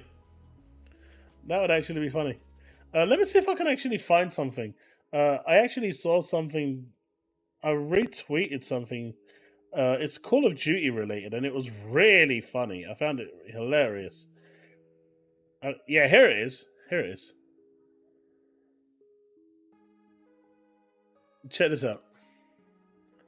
I really want to buy this skin. I don't have Modern Warfare 3, but I want to buy this skin just so I can say I've got it.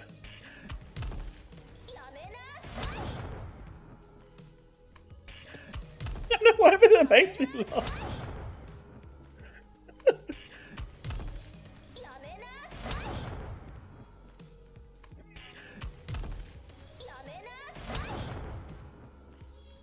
That's so funny. Oh. Oh, that is so good. That is. It's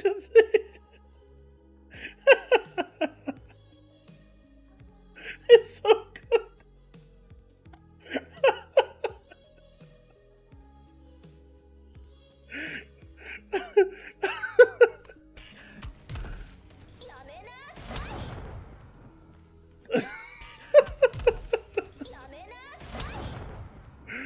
Oh, that is brilliant. That is totally brilliant. Hey, Devastator, how's it going? That clip belongs. That's Call of Duty. That is Call of Duty. That is Call of Duty.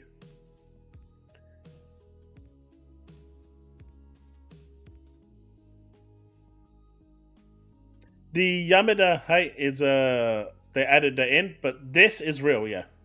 That's the takedown. If the next Halo doesn't have a Master Chief's skin, what are we even doing anymore? I agree.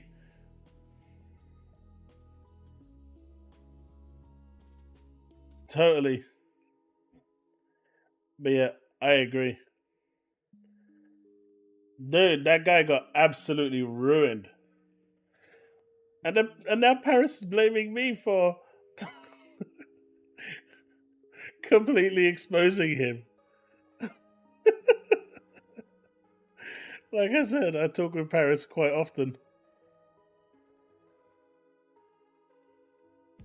If Xbox is to give everything COD equal to PS5, could they make things Game Pass exclusive while PS5 has to pay for it? It's gonna be a grey area. It would be a grey area, but I'm not sure. See, they said the game has to be equal parity in performance and graphics. I don't know if stuff like skins come into it. Or if for example, if they went back to the old days of, hey, there's 20 maps in this map pack, get it free on Game Pass, but if you're on PlayStation, you got to pay $9.99. That would work, but I'm not sure. That's a grey area. There would be some legal loopholes there, I'm sure, to allow them to put stuff on there that is not allowed, well, exclusive to Xbox in terms of mascot. But if Sony tried to do the same, considering it's a Microsoft product, they probably couldn't. So if you say they wanted to put Kratos on there, it would have to appear on Xbox as well. Yeah, I like Paris. Paris is cool. Did you see DCG doesn't like Xbox handheld? Mate, what does he like? What, I mean, does he not like it though? Right? Does he not like it? Because there's this. All I'm saying is leave me out of your videos. You admitted to me in person that you don't believe the stuff you post and purposefully make negative Xbox videos to appeal to your PlayStation audience because it pays the bills.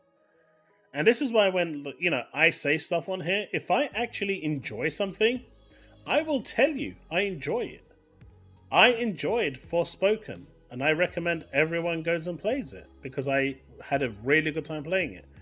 I don't see the point in actually lying about something just so you can get your kicks out of it and deceive your audience, and then have something like this happen which completely and utterly ruins your credibility. I mean, not that he had any, but it ruins, he already was at 0, now he's gone into negatives. They're like, just be real to yourself. If your community like you, then they're gonna, even if they don't agree with you, and they don't have to agree with you, they can respect your opinion.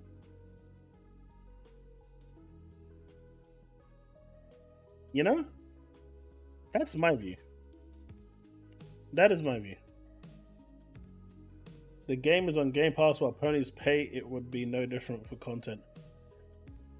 Yeah, but what they're Steve, what they're saying is like, let's say they put like a Master Chief skin, that being on PlayStation may raise like an eyebrows, or like a Marcus Phoenix skin in Call of Duty. I'm sure you would want that on PlayStation, right, Steve?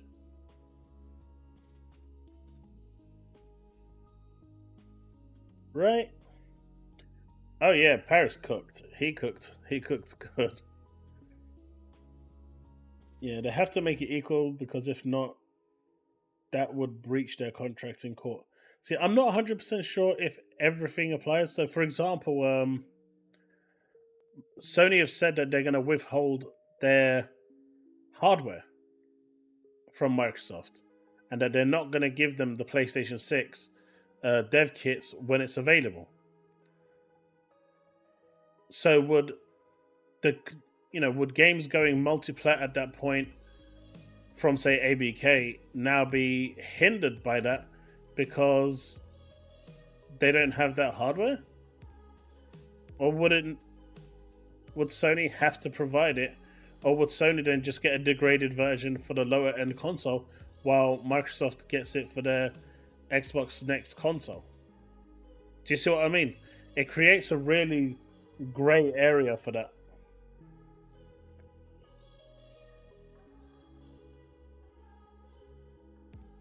$200k plus subs would have to pull the rest of DCG's metrics, and I'm not going to. Worth keeping in mind, he's likely getting views even if in the wrong. Of course he is. That's why you guys should totally be subscribing right now.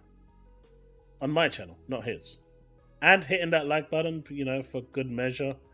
Because we all need a good like ratio. See if we can get to that 100 likes. That would be awesome. That would be awesome for the stream.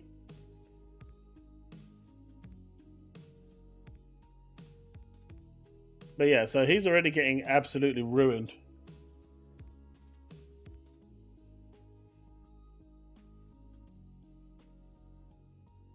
Oh, have you now?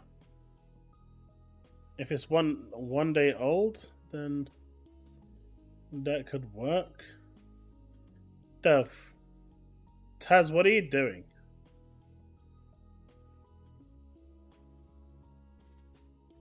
What are you doing, Taz?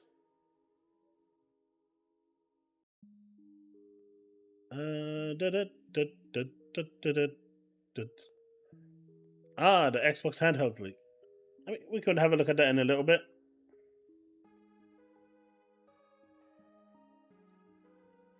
Oh, he's got another one. Oh, he finally admitted it. He does it for views. Oh man, DCG just had a really... I mean, that exposure from Paris is gonna haunt him for a while. He really did not want that going public. He did not want that going public. Alright, here's a question for you all. How much would you be willing to pay for the handheld console? Assuming that the handheld console will natively run Xbox games, but also have like a hybrid system built in so it can run PC Game Pass as well. Maybe not Steam, not just now, but if it doesn't run PC Game Pass natively, it will have like the option for cloud gaming from GeForce Now and whatnot, which then essentially would allow you to play Steam games through the cloud.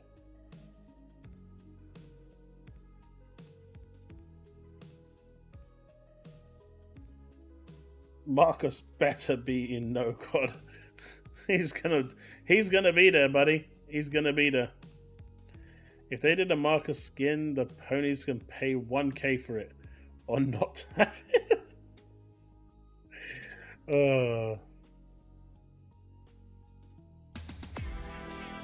That just means less games for Pro.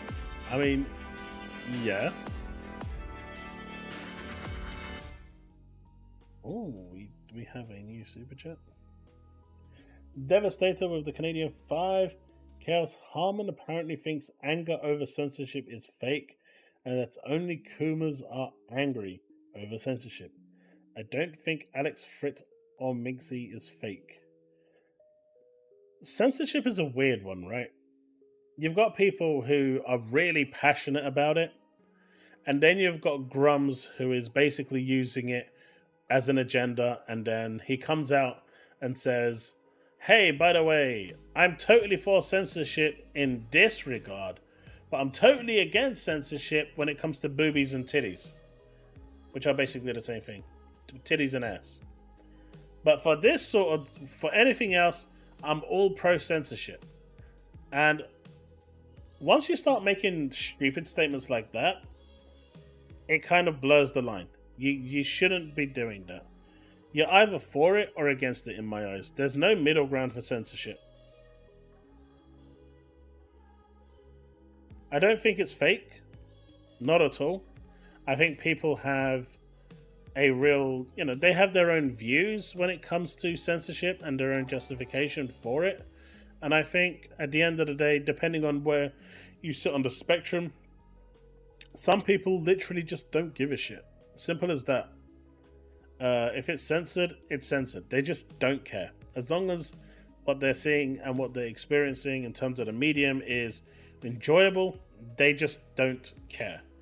On the other hand, others want to see the true vision of what was there. They want to see those boobies and they want to see that ass.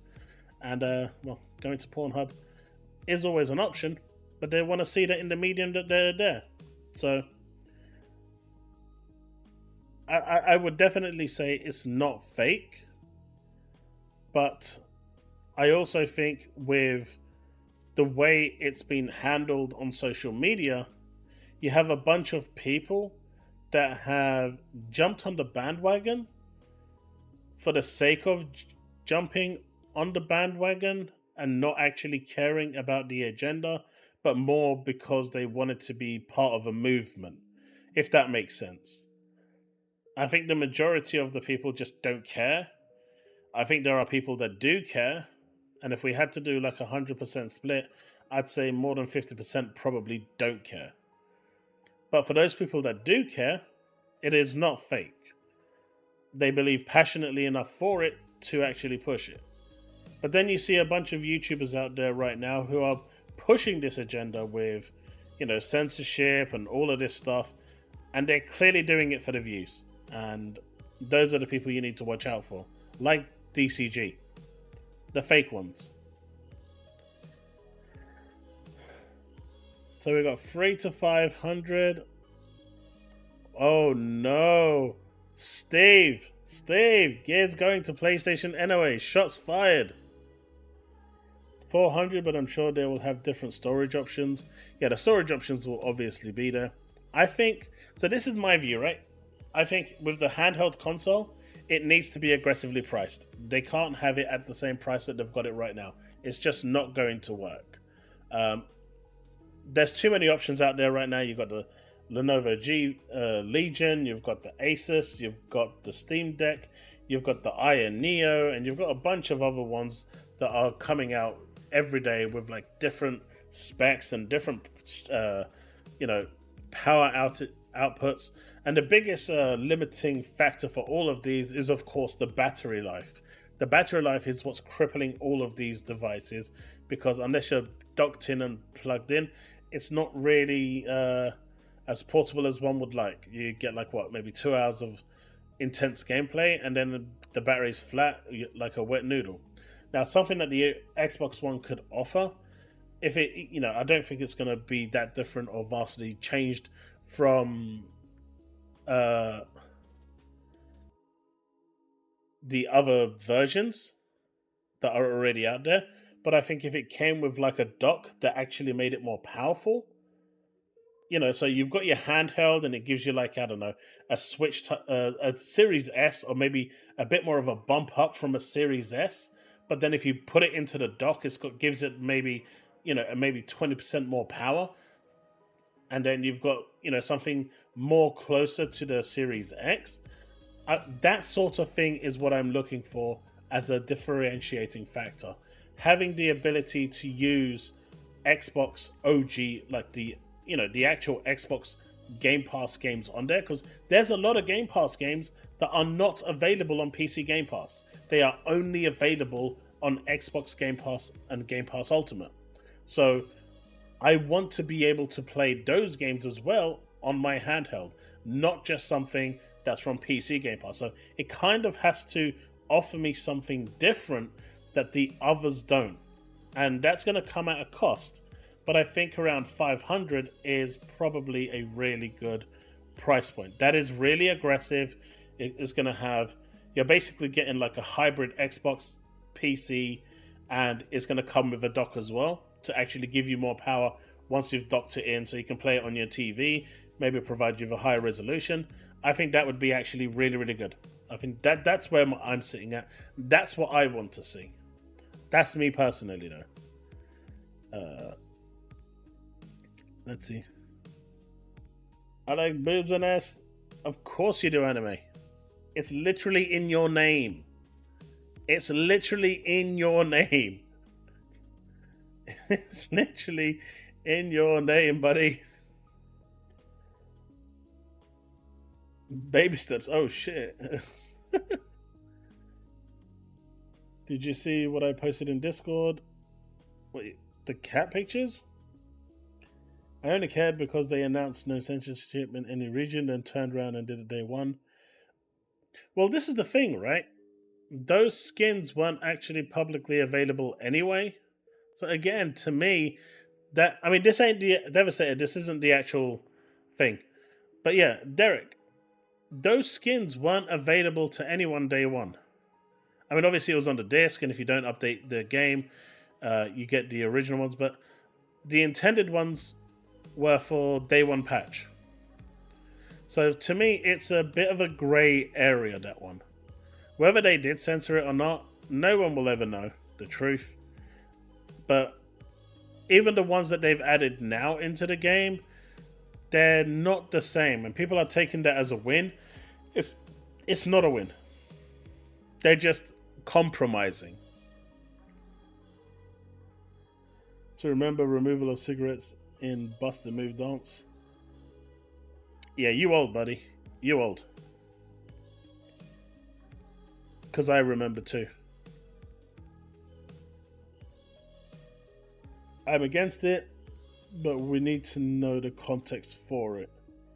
What's being shown? Does it represent the artistic vision of the studio? And is it offensive? That's my only concern. I mean, there are so many skins in Stellar Blade right now that there are more revealing skins than the two that have been edited. That's why it doesn't make sense. Now, if all the skins were edited to a certain degree, I would understand that wholeheartedly. But it's not. There are more revealing skins in there, so the whole censorship part just doesn't make sense to me. Was it Hypercharge you wanted to get Chaos? Yeah, I'm going to pick up Hypercharge. I'm definitely going to pick that up. That looks really good. Just waiting to get paid. And plus, I've literally just got Destiny 2, so... Remember, MAUs matter. They do. MAUs are really valuable, right? People underestimate the value of MAUs. And MAUs are more important when it comes to a live service game because those are the number of people that potentially will spend money in your store. That is why they are so important. If you have 500 people playing your game, as opposed to, say, 5 million people playing your game, there's a higher chance that someone in that 5 million is going to spend money in the microtransaction store as opposed to 500. And that is why MAUs are so important. For single player games, it literally doesn't matter. If there's no MTX in the game, MAUs mean absolutely nothing. Literally nothing. It means fuck all. Literally. But if it's a live service game, it means everything. Because that means there is more people there for you to try and extract microtransaction money.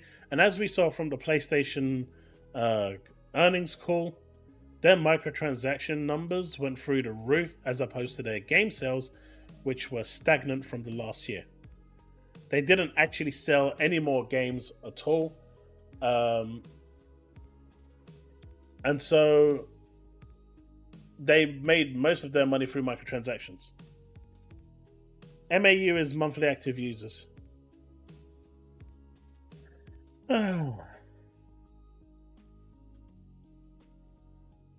1 terabyte card is still in the $100 range. For an NVMe? Yeah, but I think that's okay, right? Deck OLED battery is insane. It's better, but I've already seen the performance test for it. It's not that big of a leap over the original one. Mate, anything Game Boy lasts forever. That thing you can use as a weapon. But would it survive a Nokia? Mate, have you seen Nokias? Those things are built to last. I've still got my 920. Great camera on that bad boy. I actually really like the Windows Phone. I'm surprised that they went away. Not surprised, disappointed. Do you know how much Spider-Man Web of Shadows is? I can check for you now. CEX, let's go.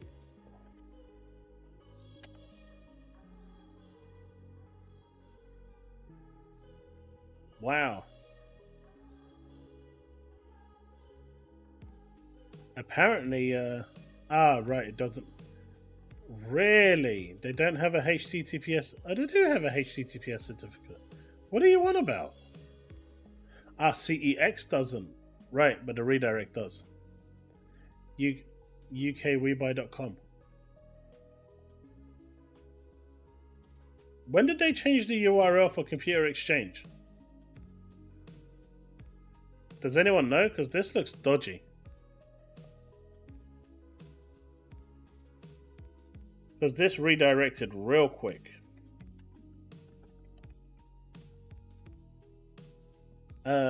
Whoa! Why is it $90 on Xbox, but £10 everywhere else?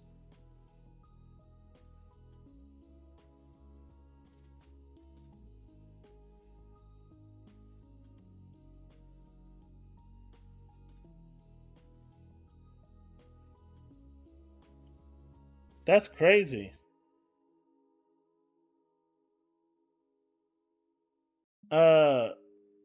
Censorship or not? It did a subset. See, I really enjoyed Stellar Blade.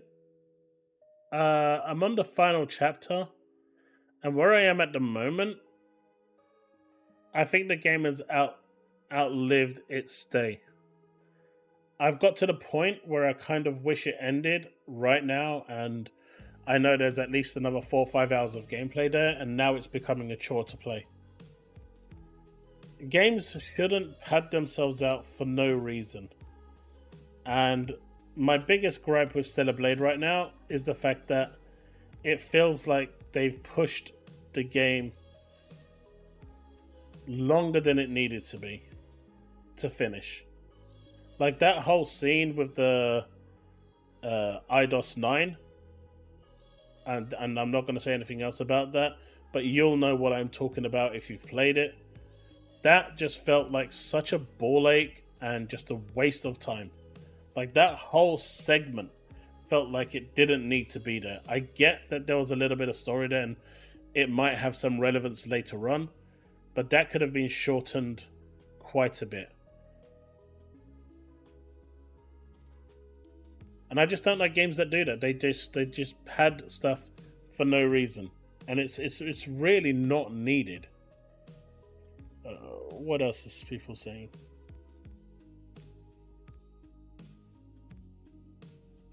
I mean, Stellar Blade is a good game. I know you don't like it, but I don't know why you don't like it. I finished Hellblade 2.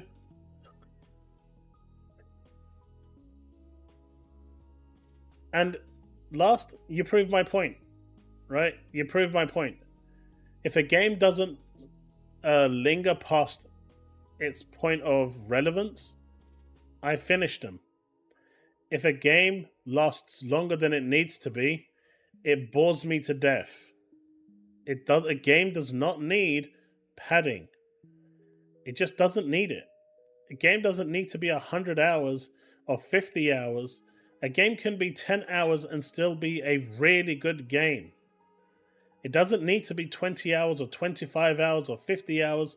It just doesn't need to have that length of an experience in order to make it a good game. I remember when I played Chronicles of Riddick on the Xbox and Escape from Butcher Bay. Really good game, by the way. If it's backwards compatible, you should definitely try it out. Wonderful game. But I got to a point where I went out into the open and I said, man, do you know what? I'm actually done with this game. I can't, I've hit the point where I think the game should just end. I literally got to that point because it was just doing stuff after stuff after stuff. And I said to myself, I'm at the point now where I really want this game to end, because as it continues, it's starting to leave a sour taste. And I turned to the right and the game ended. That's where a game should end. Once you hit that point where you start to feel the padding, or just before you start to feel the padding, that is where the game should naturally end. But in today's day and age, that doesn't happen. What happens today is that they pad the living shit out of it to make sure that they can hit that 50-hour, 75-hour, 100-hour, and then they parade that number like it actually means something, when all along it's actually hurting the game more than it's actually benefiting the game. So you actually proved my point. In a weird way, you just agreed with why I have problems with games today. Now, if these games become back compat, the value will go either way.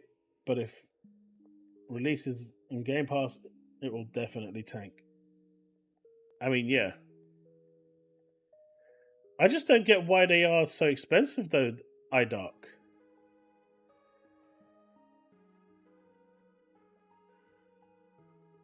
Me, I'm at the moment I was talking about Hellblade, and then I was using Chronicles of Riddick: Escape from Butcher Bay as an example of a game that ended where it should have ended.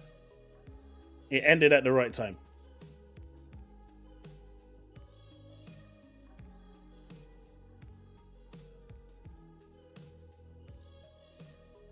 Exactly. Derek, I don't know if anyone in chat has actually played God of War Ragnarok and finished it. Please don't spoil it for me. One day I'm going to go back to it. But I've got to a point where when you land in the area, it's after you okay, so Freya finds someone that's she knows, speaks to them, and then you help them out on a long boring quest that really means nothing to you. After that, you kind of come to a white area. I don't know if any of you know where that white area is. I got to that point in the game, and I've not gone back since because it just bored the living shit out of me. It was just way too much padding. 2018, on the other hand, was phenomenal. I couldn't get enough. This one, it just took it to another level. But maybe someone will tell me where I am.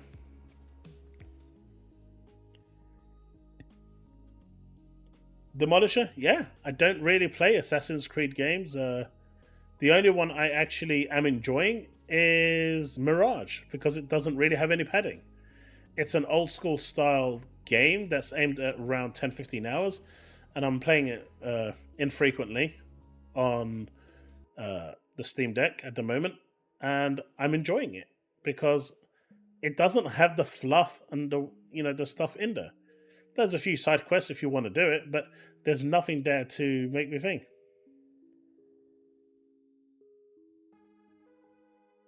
Mate, you pay more to go to the pictures. You pay more to go watch a 2-hour movie.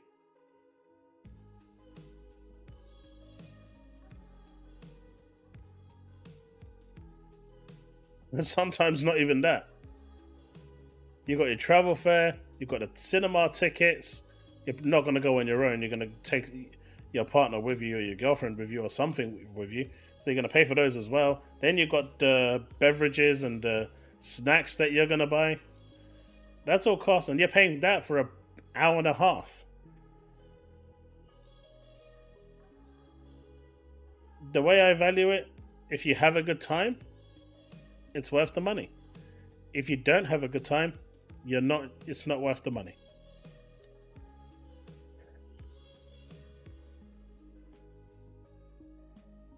I sold an opened PAL version of Panzer Dragoon on eBay for 1,200.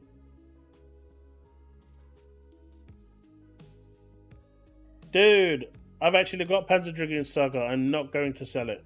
That game is so good. I'm never selling that. But you've got multiple copies. But at least you know that I'm one of those 5,000 copies.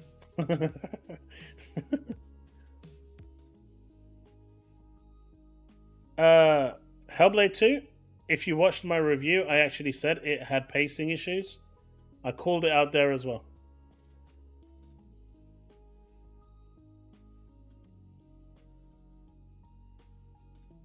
My boy.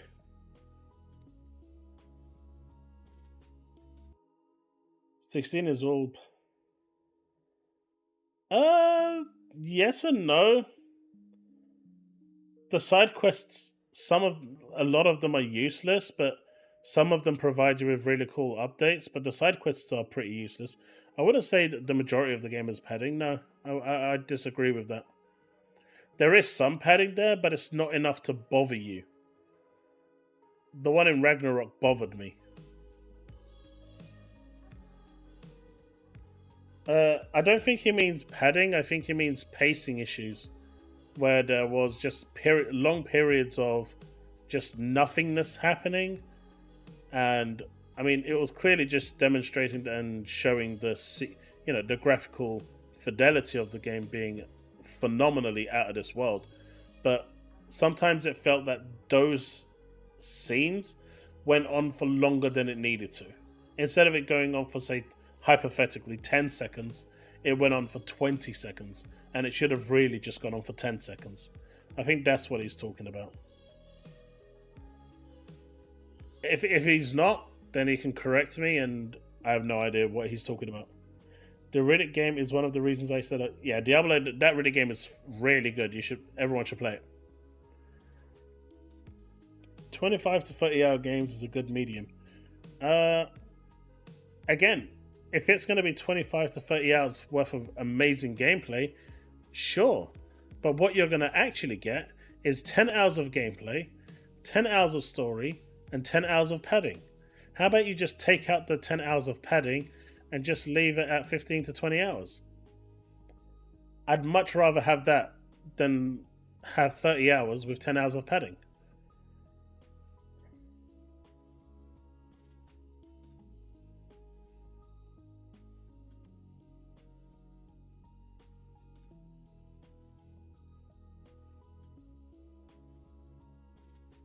Horizon Forbidden West was another bad game. It just was. Zero Dawn is phenomenal. It's such a good game. I never felt bored in that game. I never felt like things were dragging. I never felt anything. It was just a great experience from start to finish. Whereas the way Forbidden West was designed, it was designed with pure padding in mind. There was... I don't know, it was like they deliberately put stuff there that forced you to do things that you really didn't care about.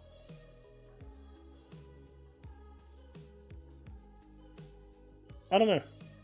I just think they just need to remove that padding and the experience overall will just be better. Overall. Now, Burning Shores, the DLC, the pacing on that was perfect. It reminded me of Zero Dawn. Burning Shores, the DLC to Forbidden West, is a superior experience than Forbidden West. I'll take an 8 to 12 hour old school God of War hack and slash over a 40-hour pad. Yeah. And I like narrative driven story games. And if I'm saying that they're boring and their padded is really bad, then you know I'm not just saying it because it's a PlayStation game. I like those games. I'm one of the people that, champion those games because that experience is tailored for me. I really enjoy those.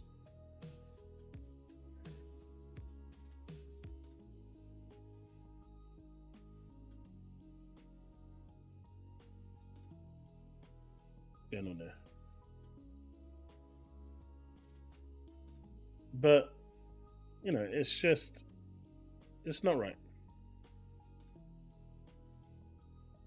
It's not right.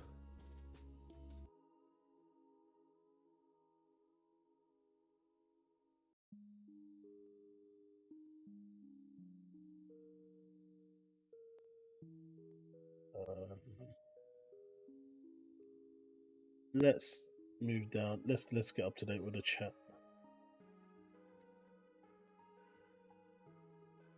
Bullet Kill Mirage is good. I'll give you that, but love all AC games apart from Black Flag, and a lot of people love Black Flag, for example.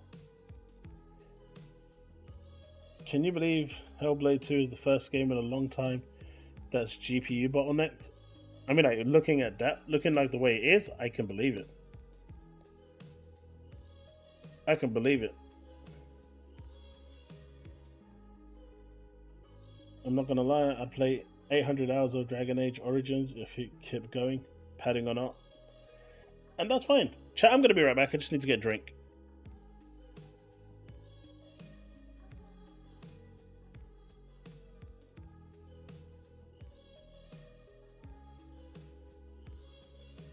Sorry, dropped my keyboard. I'll be right back.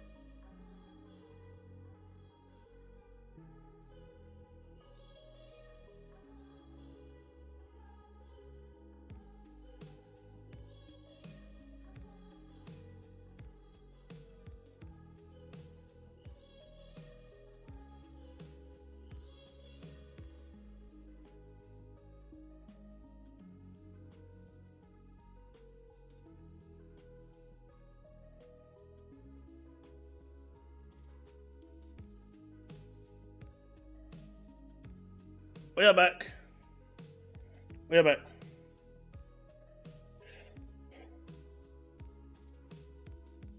Hey, Chris George, how's it going?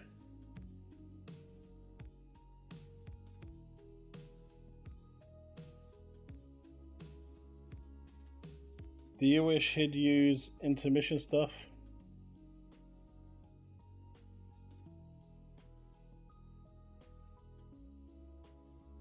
Hey, does anyone actually have a question that they want to jump in and ask? You guys are shy folk, man.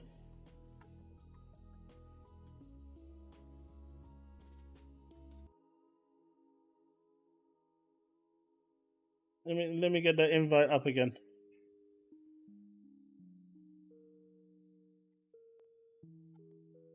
People keep asking me I should be doing call-ins, and then there's the call-in, and no one wants to come in and ask me anything. Chaos, how many ponies crying on Sunday? Mate, Sunday is going to be phenomenal. That's all I'm saying. Whoa, what the hell happened there? Sunday's going to be amazing. And, you know, you've got Tim Dog, who is trying to, you know, downplay everything. Right? So my take, since Xbox leaks everything, handheld will be limited. Let's see if Sarah expands on that next gen talk about biggest leap. Like, he's already shitting on it because he's already having a bad time over at PlayStation. My dude has cussed them already, and now he's trying to... I mean, this is the one thing I don't get, right? Why are PlayStation fans so obsessed with Xbox? Like, why are they so obsessed? Like, their whole agenda right now is to basically downplay the June 9th showcase, try to trash it, try to make fun of it, try to undermine it. Why? You literally had your state of the PC play. Why aren't you happy with what you've seen? Why aren't you happy with that? Thanks, dude.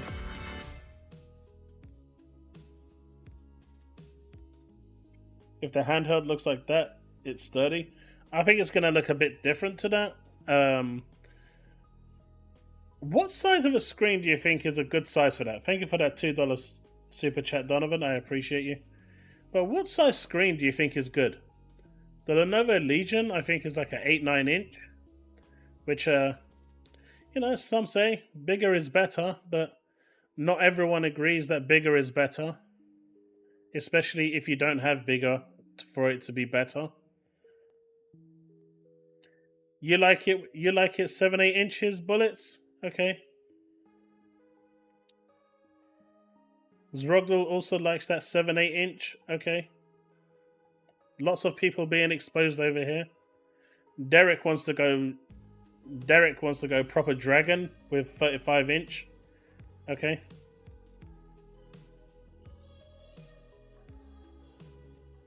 Man, a lot of you want this shit. Want it to...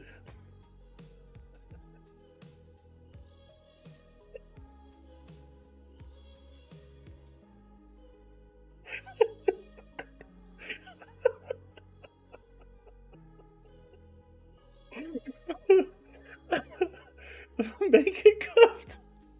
Fuck's sake, Derek.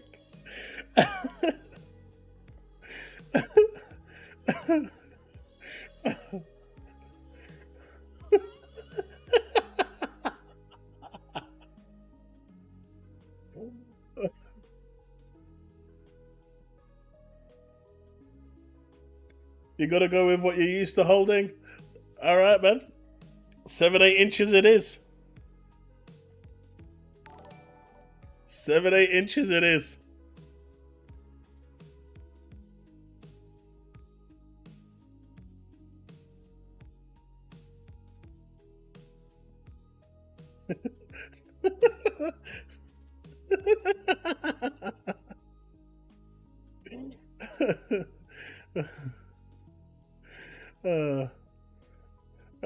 Hey, Gentle Cat, how's it going? Gentle Cat. There is indeed a joke in there, Diablo. There is indeed a joke in there. Exactly 8 inches. Not too big, not too small.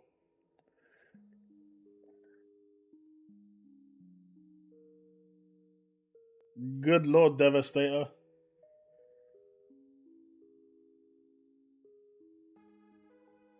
Archangel.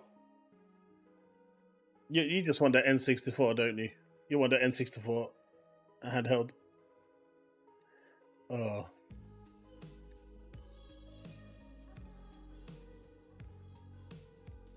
Oh, that was funny. That was funny. That was funny.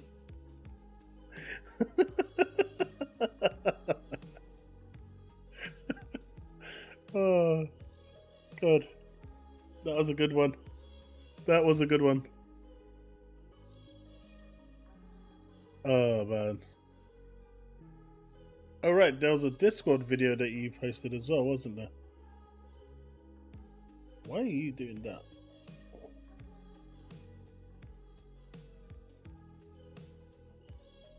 I have no idea. Ever since I dropped my keyboard, that's been doing that.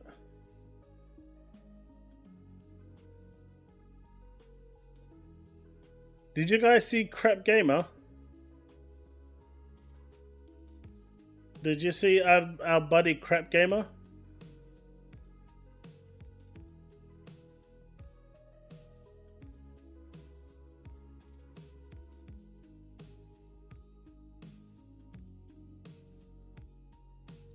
Is that a full-size video? What's it? My dude didn't even make that a 10-minute video, 8-minute video. He just got that out there. He is upset.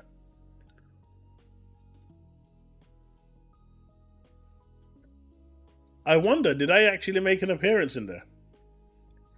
Because I've been roasting him for a while now.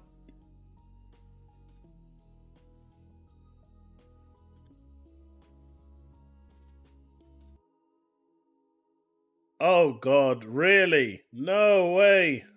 Oops. What the hell is this?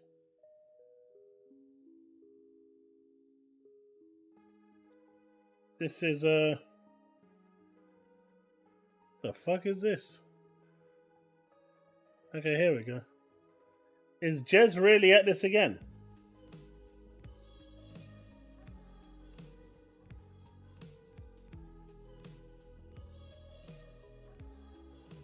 Who wrote this article? Yeah, he's at it again. It's a slow week for him. Like I said in my video, you know, when it comes to Xbox, their biggest enemies is not PlayStation fans. I know PlayStation fans just want to talk about Xbox and, you know, moan at Xbox, but their biggest enemy is influencers themselves. They're all fucking idiots.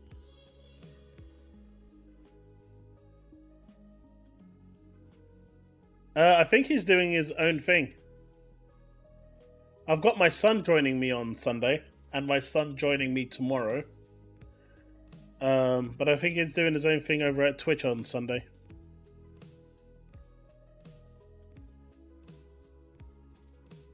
But you don't get it serious. That's not the point.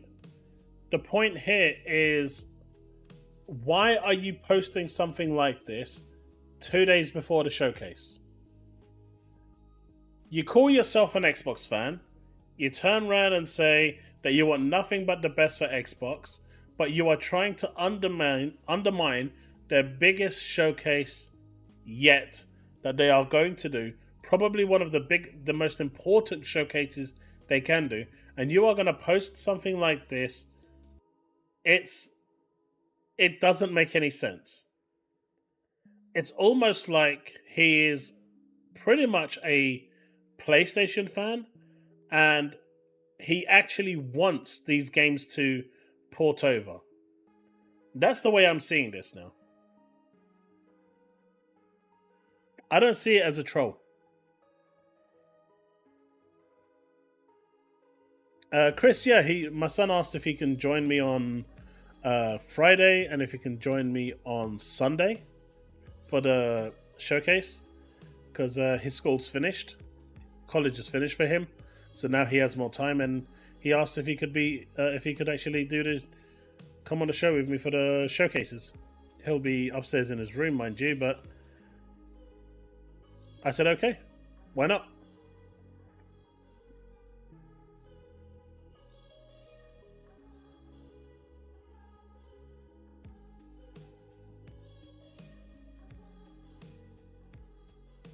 I mean, this just doesn't make sense to me.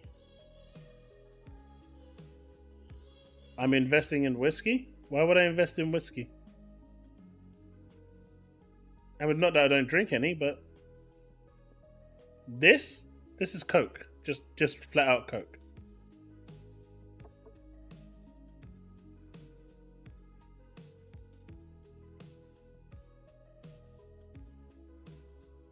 Lost. This is what I'm talking about, right?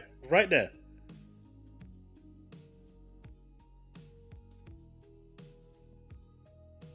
There's no ad.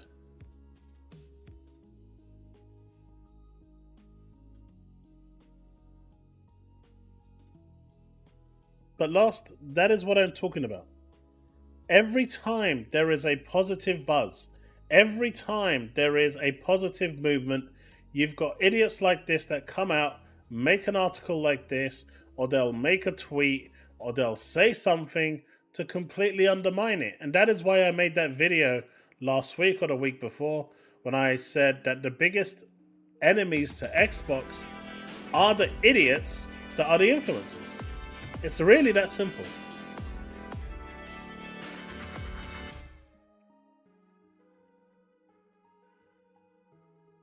Hey, Donovan with that $2 super chat. W for the little man joining his dad live stream super. Hey, dude. He is way more savage than I am. He is way more savage than I am. The last ID at Xbox showcase when that was showing, he's the one that was saying, you know, you'd rather go prison than end up playing some of those games.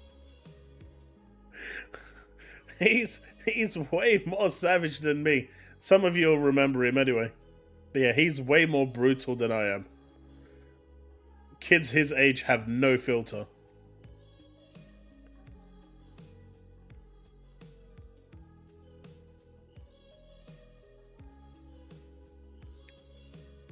Oh, he's in there somewhere.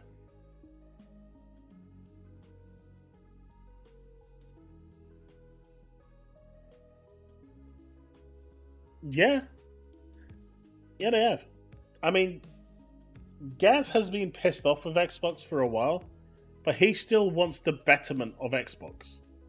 Right? He wants them to be better. He doesn't want them to... Like, when I'm talking to Gaz, you know, he wants them to just be better. But the other two, they will take any opportunity that they can to get those free clicks, the free views, the free, you know, engagement. And it's just so annoying. It really is. It really is just so annoying. So here's the TLDR. Xbox has recently started to bring some of its homegrown exclusives like Grounded, Sea of Thieves to competing platforms, right? Microsoft has previously noted that only 4 of its games are coming across, but has generally declined to prevent speculation that they'll move to release more than those 4. Right, but they haven't said that they are going to add any more. They said they're going to look at it as on an overall business case. They've not said any more is coming. Games like Doom are legacy titles, and they said legacy titles will remain multi-platform. So that should be no surprise to anyone. Now, and even Elder Scrolls 6. If you've noticed, Phil has never actually said Elder Scrolls 6 is exclusive. Even in court, he said the game is so far out, we don't know if it's exclusive. We can't say. And a lot of that, I think, is them trying to not piss off the Xbox community. But they've made it perfectly clear time and time again that, you know, when it comes to existing IP, they want to keep that, you know, legacy titles multi-plat. New titles like Starfield will not. Now, obviously, Hi-Fi Rush is a unique thing, but I think they were trying to save Tango at that point, and when no one from PlayStation gave a shit about Hi-Fi Rush either, and no one cared about it or bought it or wanted to play it, well, that sealed its fate. So, you know, as it stood, no one really wanted to play it on Xbox, no one wanted to play it on PC, no one wanted to play it on PlayStation. So, it's unfortunate, but even though it won awards and accolades, when no one wants to play it, you're not really going to go. It's not really doing great. And their previous games weren't up to, doing that well either. Ghostwire Tokyo didn't really light up the show, and neither did Evil Within. And with the dude leaving that made Evil Within, that franchise kind of lost its soul when he left. Speculation runs rampant about which games, if any, could eventually make the leap. However, a report today suggests that Microsoft is considering breaking the seal on Halo stuff. There we go. So now he's going to turn around and say, well, they were considering. They didn't say they're going to do it. So I'm not technically wrong. They're considering. So basically, it's a nothing statement. We've asked Microsoft to comment. Okay, so basically, it's literally a nothing statement. The moment I hear the word considering, it's a nothing statement. Simple as. It's a nothing statement.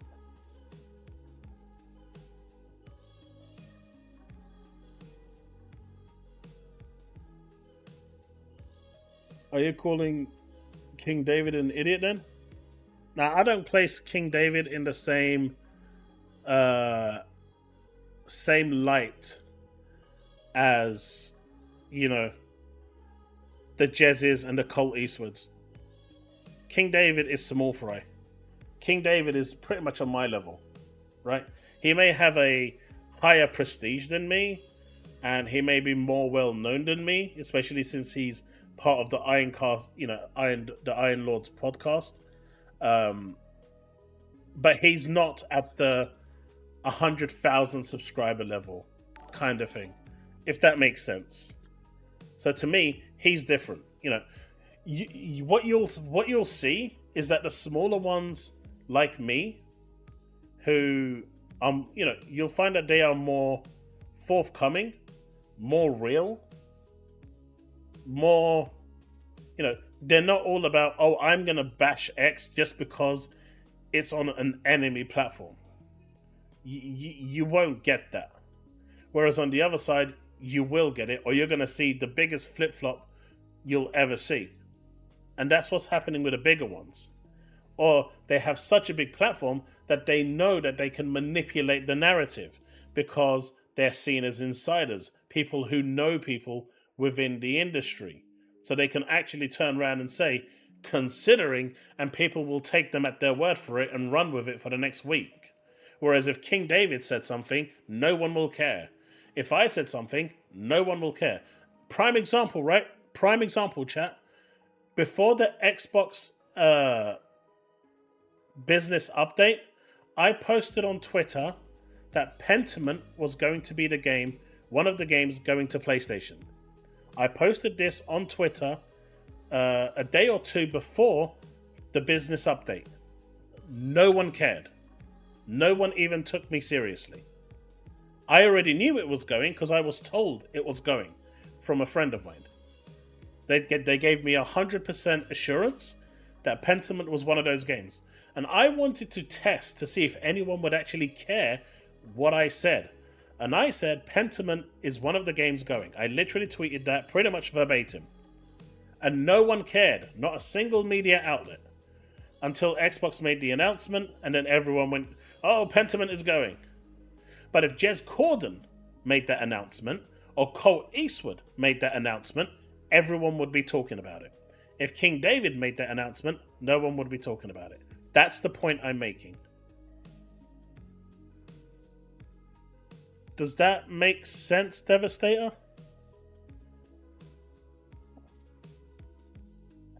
I am.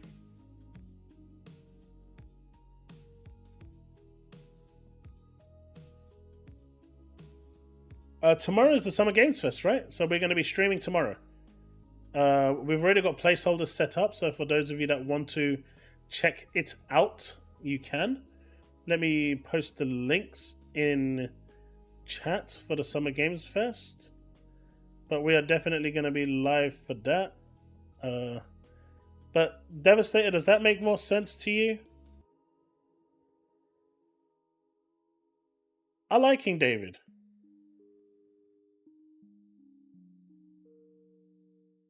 I've got no problems with King David at all.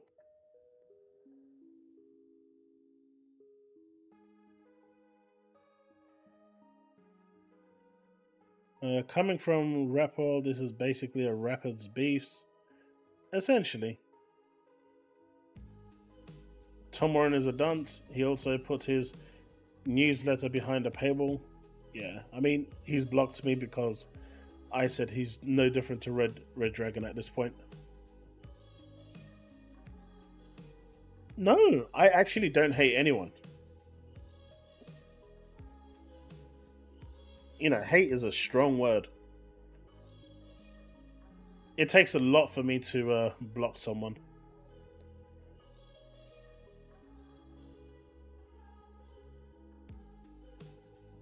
Changing the narrative does not equal changing reality. Too many trying to change reality. That's the point. That's the point. And, you know, maybe one day maybe I'll try and get King David on the show at some point. I know time zones are... Me being in the UK makes it really difficult to get people on. A lot of people can't make it at the times I'm streaming because of time zones. You a Sheffield United fan? What are you, a Sheffield Wednesday fan?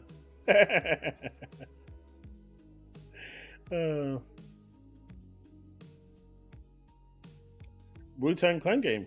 Yeah, that's interesting.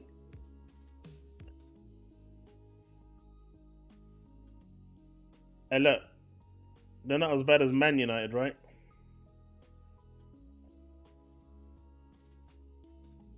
Atlas is streaming Persona Metaphor tomorrow.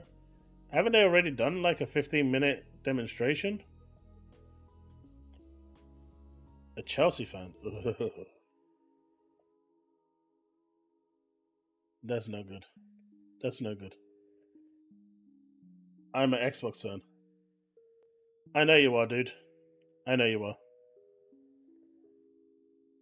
I know you are. But yeah, so I don't know. It just really irritates me when I see shit like that because they're doing it on purpose. And it's just so irritating. It's so irritating.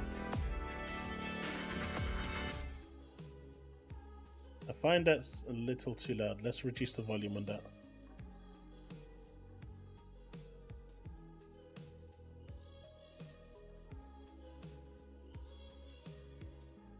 Harmon made an intro song for his vids? No way!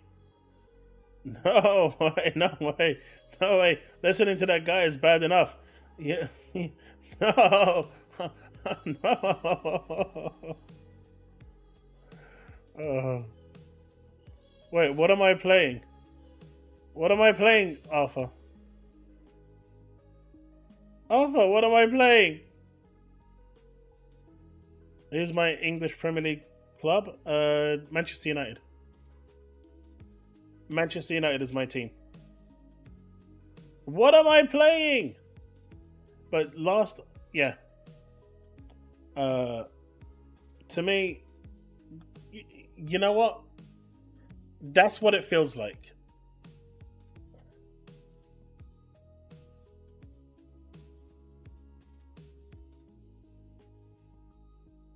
Hyping my own games? I don't have any games.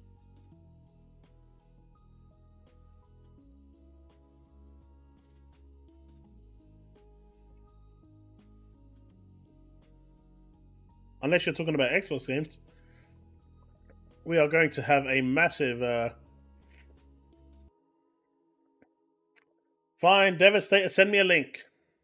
Since you all want to be scarred, I'm going to scar you all. Send me a link.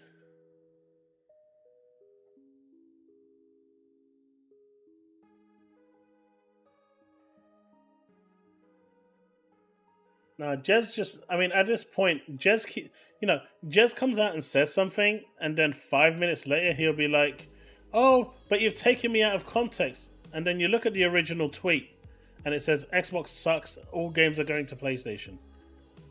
And then you turn around and say, well, how have I taken you out of context? And then you're blocked, and then you're like, oh, that's how I've taken you out of context. I see, okay. Boo Manchester United. You don't need to boo us. We're booing ourselves. They can't kick a football straight to save their life.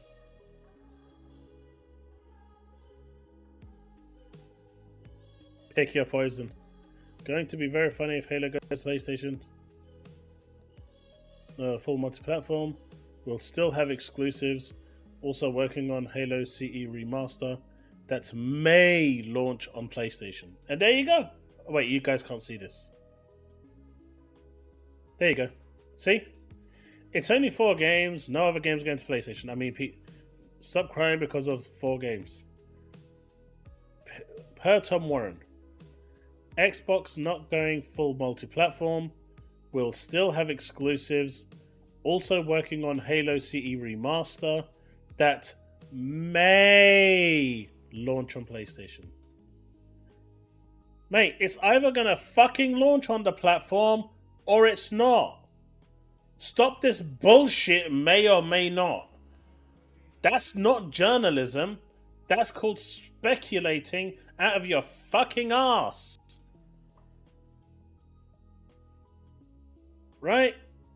All of this shit about may, considering, potentially, might do, could do. Why isn't there a single journalist worth their fucking salt coming out and actually talking about what is going? Why not put your fucking name on it and say, this is happening?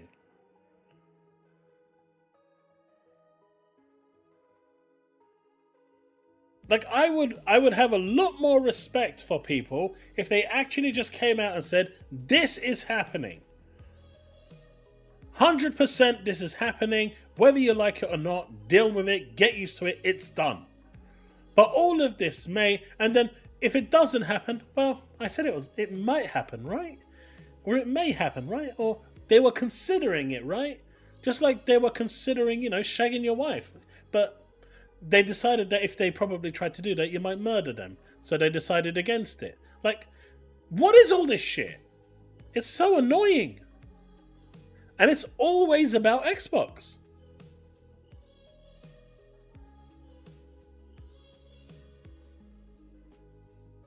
Like, not a single one of them has the balls to come out and make an actual statement.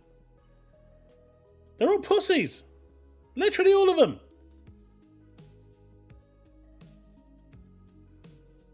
It's so irritating.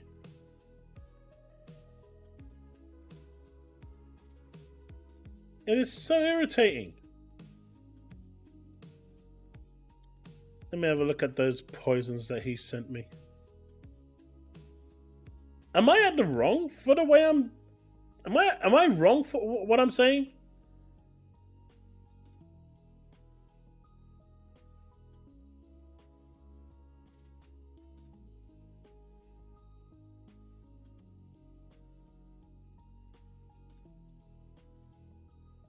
But seriously, am I wrong for what I'm saying?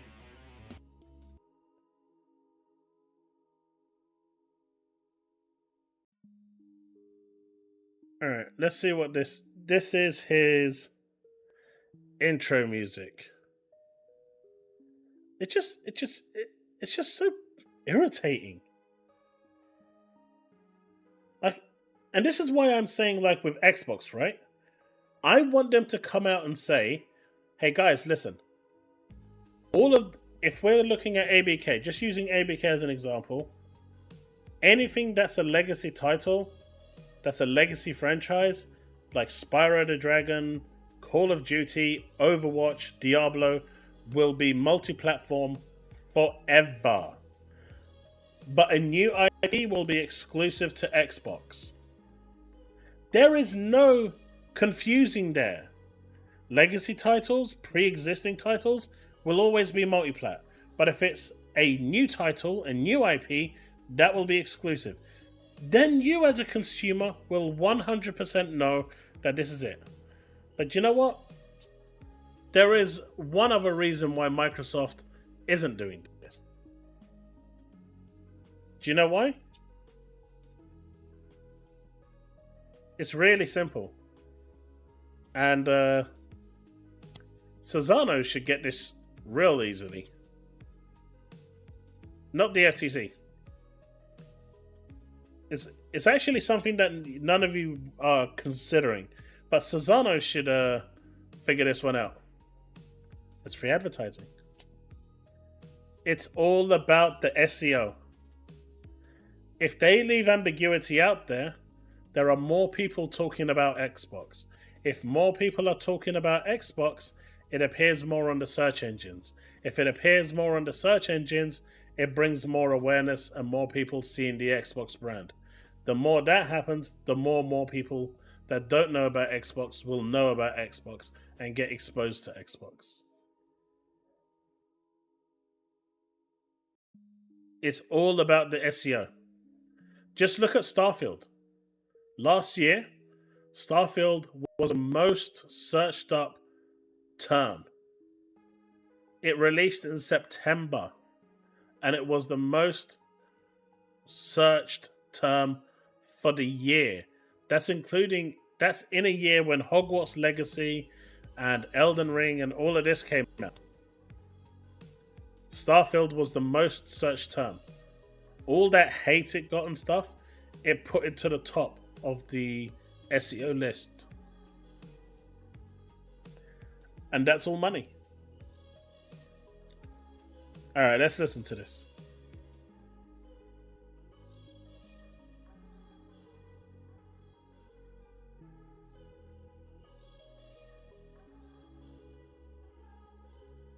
Yes, gaming.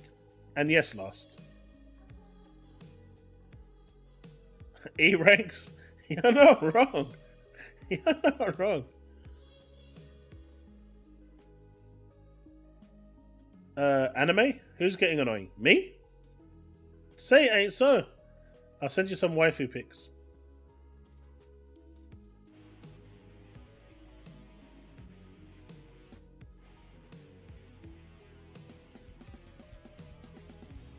You can't kill Nintendo. What? Nintendo will live on. Sega tried to kill Nintendo, but they failed as they were BTF. Oh. Sony tried to kill Nintendo, but they failed as the low times were a bunch of crap. Xbox tried to kill Nintendo. You can't hear it? Are you sure?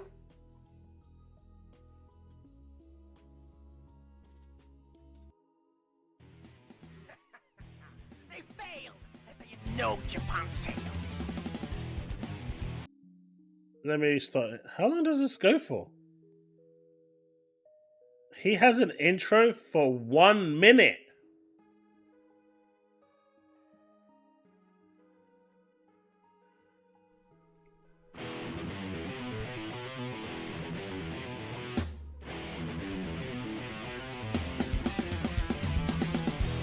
You can't kill Nintendo. Nintendo will live on. Sega tried to kill Nintendo, but they failed as they were BTF. Oh.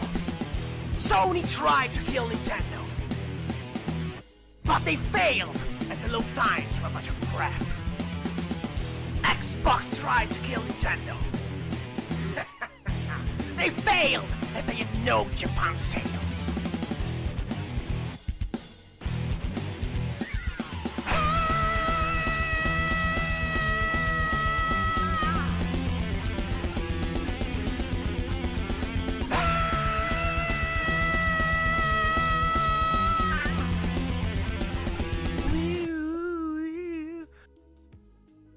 What the fuck?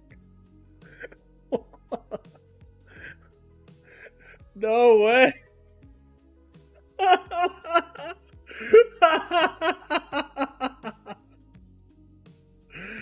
Oh no. Oh no. Oh, it stopped. It stopped. That was bad.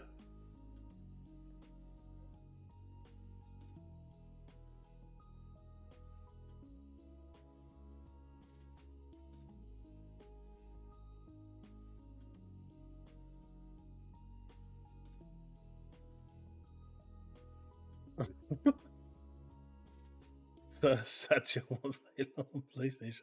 And this is going to be the talk until Phil denies it.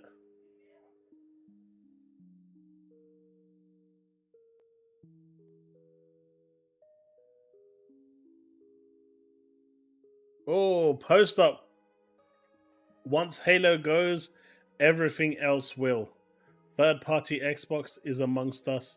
Once Halo goes, I'm out. I think that's going to be the breaking point for many.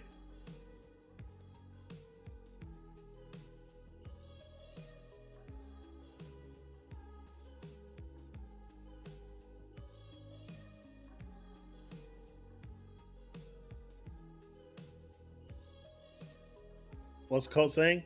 I'm not throwing away thousands of dollars because other people get to play games I can play. Play the games, not the plastic. The idea of exclusivity is changing. Man, this guy flip-flops like there's no tomorrow. Wasn't it just last week he was saying exclusives are amazing and it's the way to go when it comes to consoles and stuff? Now it's exclusives are bad again? Is that what?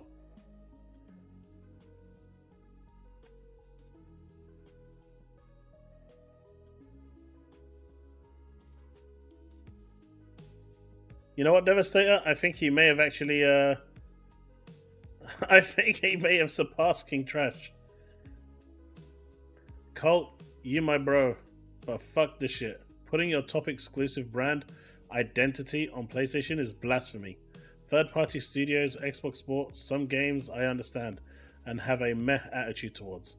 However, Halo, Gears, and Forza should never see the light of day on PlayStation. That will be... Where is it?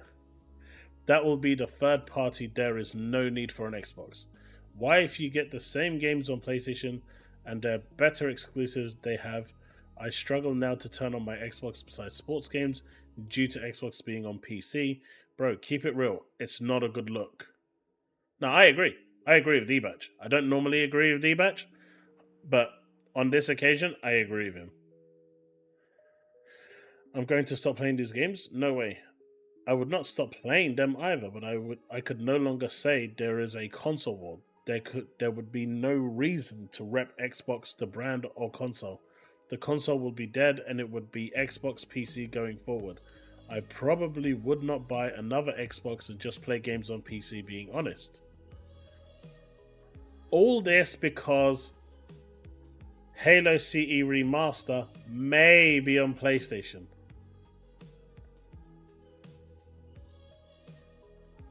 Oh, this guy. By the way, I don't know if it's true or not, but apparently he's 12 years old.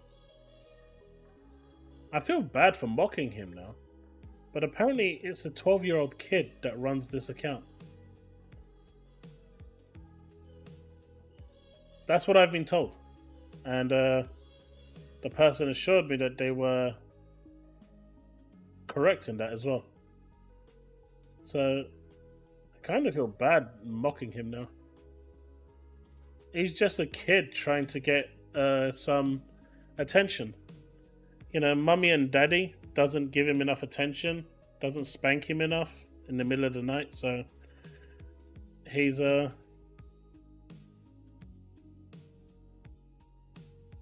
he wants the attention from his peers on social media because clearly none of his real friends want to know him. It's a sad existence, man. Kids that age need to interact with others. Not like that, though. That's probably why he does it as well, because it's like a full-time job for him. It's the only way he can earn money.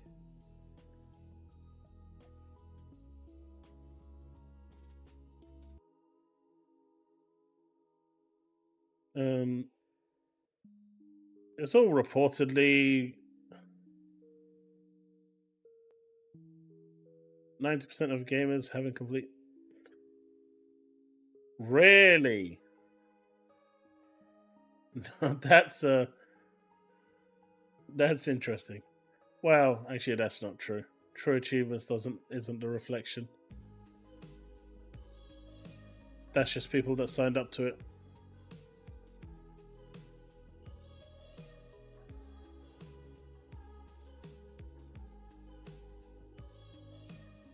I'm not seeing anything else.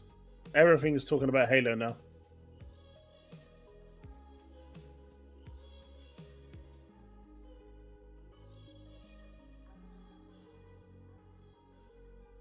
And there you go. Man, those community notes are going crazy. Hey, I'm in his video too. It's sad. It's sad. It's sad. It's sad. It's sad. It's sad.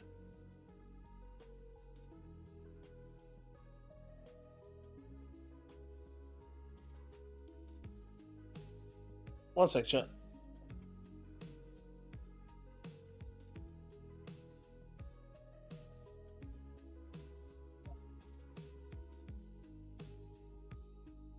Sorry, I just heard a car alarm and I thought my car was going off. Ah, Sonic Shadow Generations. This could be good. What do you think of the new Xbox box art? Do you like it? Not like it?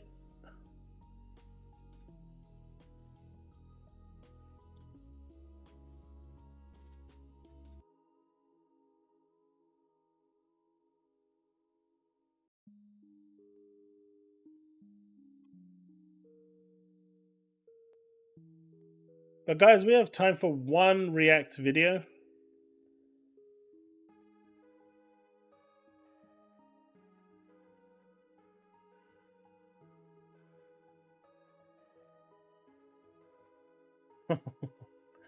Tripster getting roasted by Paris is going bloodhound, man. He is literally out for the kill. Yeah, I think it's cool as well. The only thing that I will say that I have against it, see, on the PlayStation one, you've got the white thing, so this is coming from a creative point of view. Accessibility wise, you know, for visual clarity to see the words and stuff like that, the logo is clearly visible. And on the old Xbox One, you kind of had it over here in white background. If this background is light, it may make that text a little harder to read. That's the only issue I would have with it. It does mean that when you're creating the cases now for Xbox, you do need to take into consideration that this text needs to be fully visible for accessibility.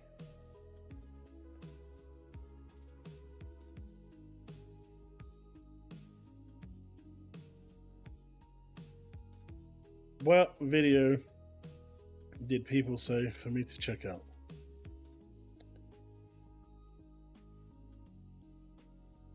Not that one.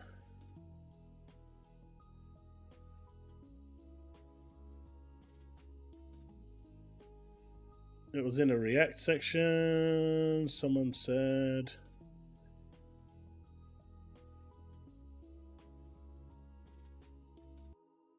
So, shall we react to Xbox handheld leak?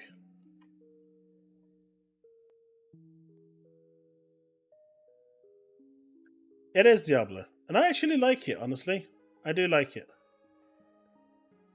I think it's a lot more clean. It kind of has that logo in the top left. Let me see if I can find a better picture of the actual case, because I think I've got a better one that I was using. Let's see. No.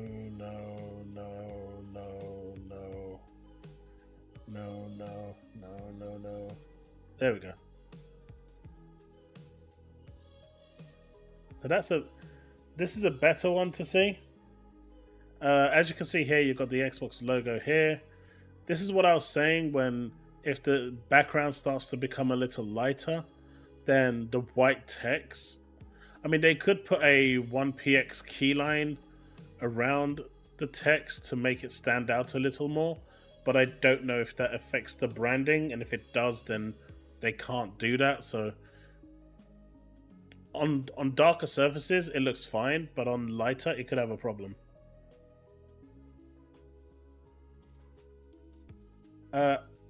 Outward.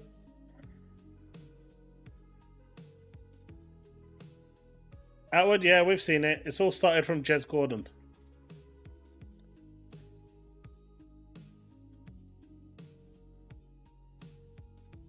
all I'm saying is, if Xbox really wants people to jump ship, that is the number one way to do it. It's really that simple. I can't imagine Microsoft is going to be, and I'm going to say this term. No, actually I'm not, because I'm going to be demonetized. But I can't imagine them being this issue, because they have to have some semblance of a brain up there.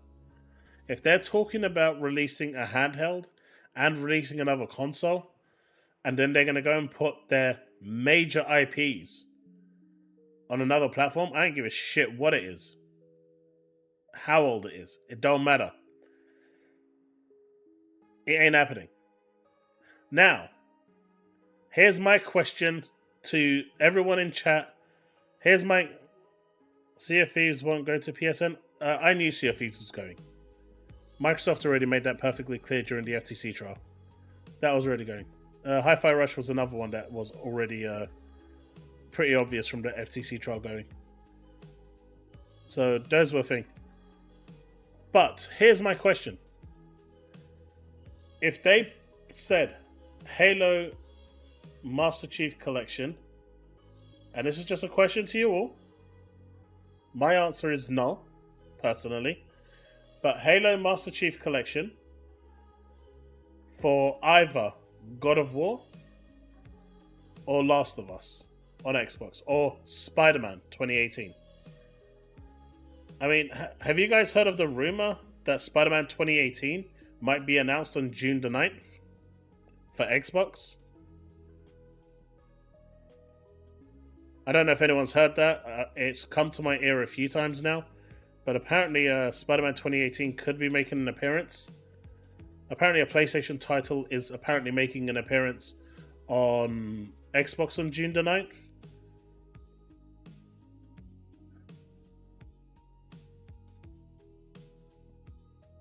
Oh, you heard about it, lot? You heard that too, Lost?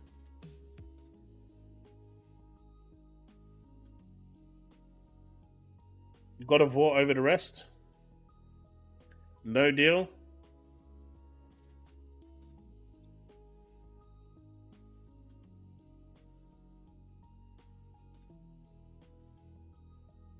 I have insider info that confirmed Spider-Man 2018 going to Xbox. There you have it, folks. There you have it. Insider information right there. Signed, sealed, and delivered. If it don't happen, you just need to dox him and find where he lives. Don't do that. Oh no! Oh no! That wouldn't have the same impact. That would pretty much be in response to, I would personally say, Sea of Thieves. No! No!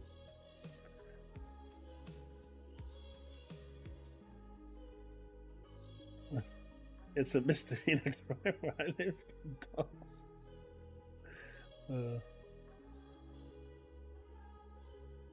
But yeah. Lost really not worth playing if you like gameplay, literally pushing stick in one direction. Hey, it's got a good story. For those of you that like story. Alright, so I was sent this video. Apparently it's a day old, which fits in my personal principles, over a day old. What's Now, it, Gabriel? it's up to you guys. If you have another video you want me to react to, it's the last one for tonight before I call it a night, because I've got to get up early tomorrow.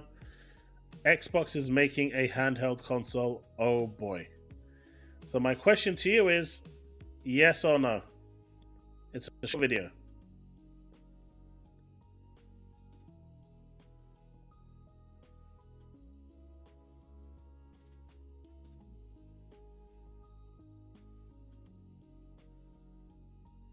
But on a more serious level, I am super hyped for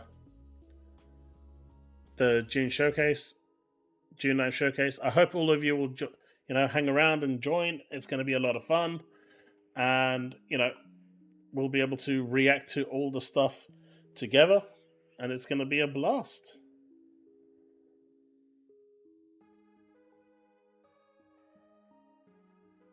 All right. But you're going to get my salt from this too. All right, here we go.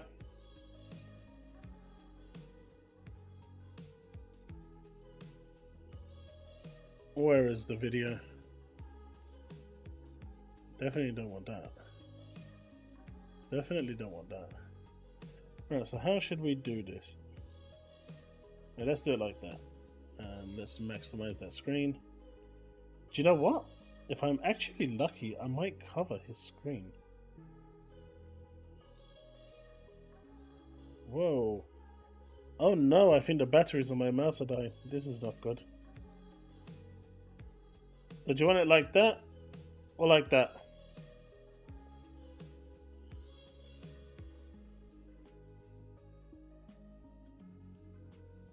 I'll let you know, Powerboss. I'll let you know by tomorrow. I'll speak to my son and see what he wants as well. Since it's the first time that he's been proactive asking me, I'll see if it's something that he wants to do just with me or if he wants to do it with more people.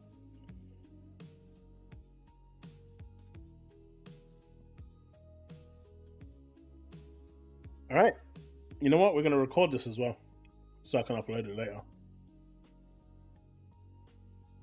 Alright, I'm going to do an intro, and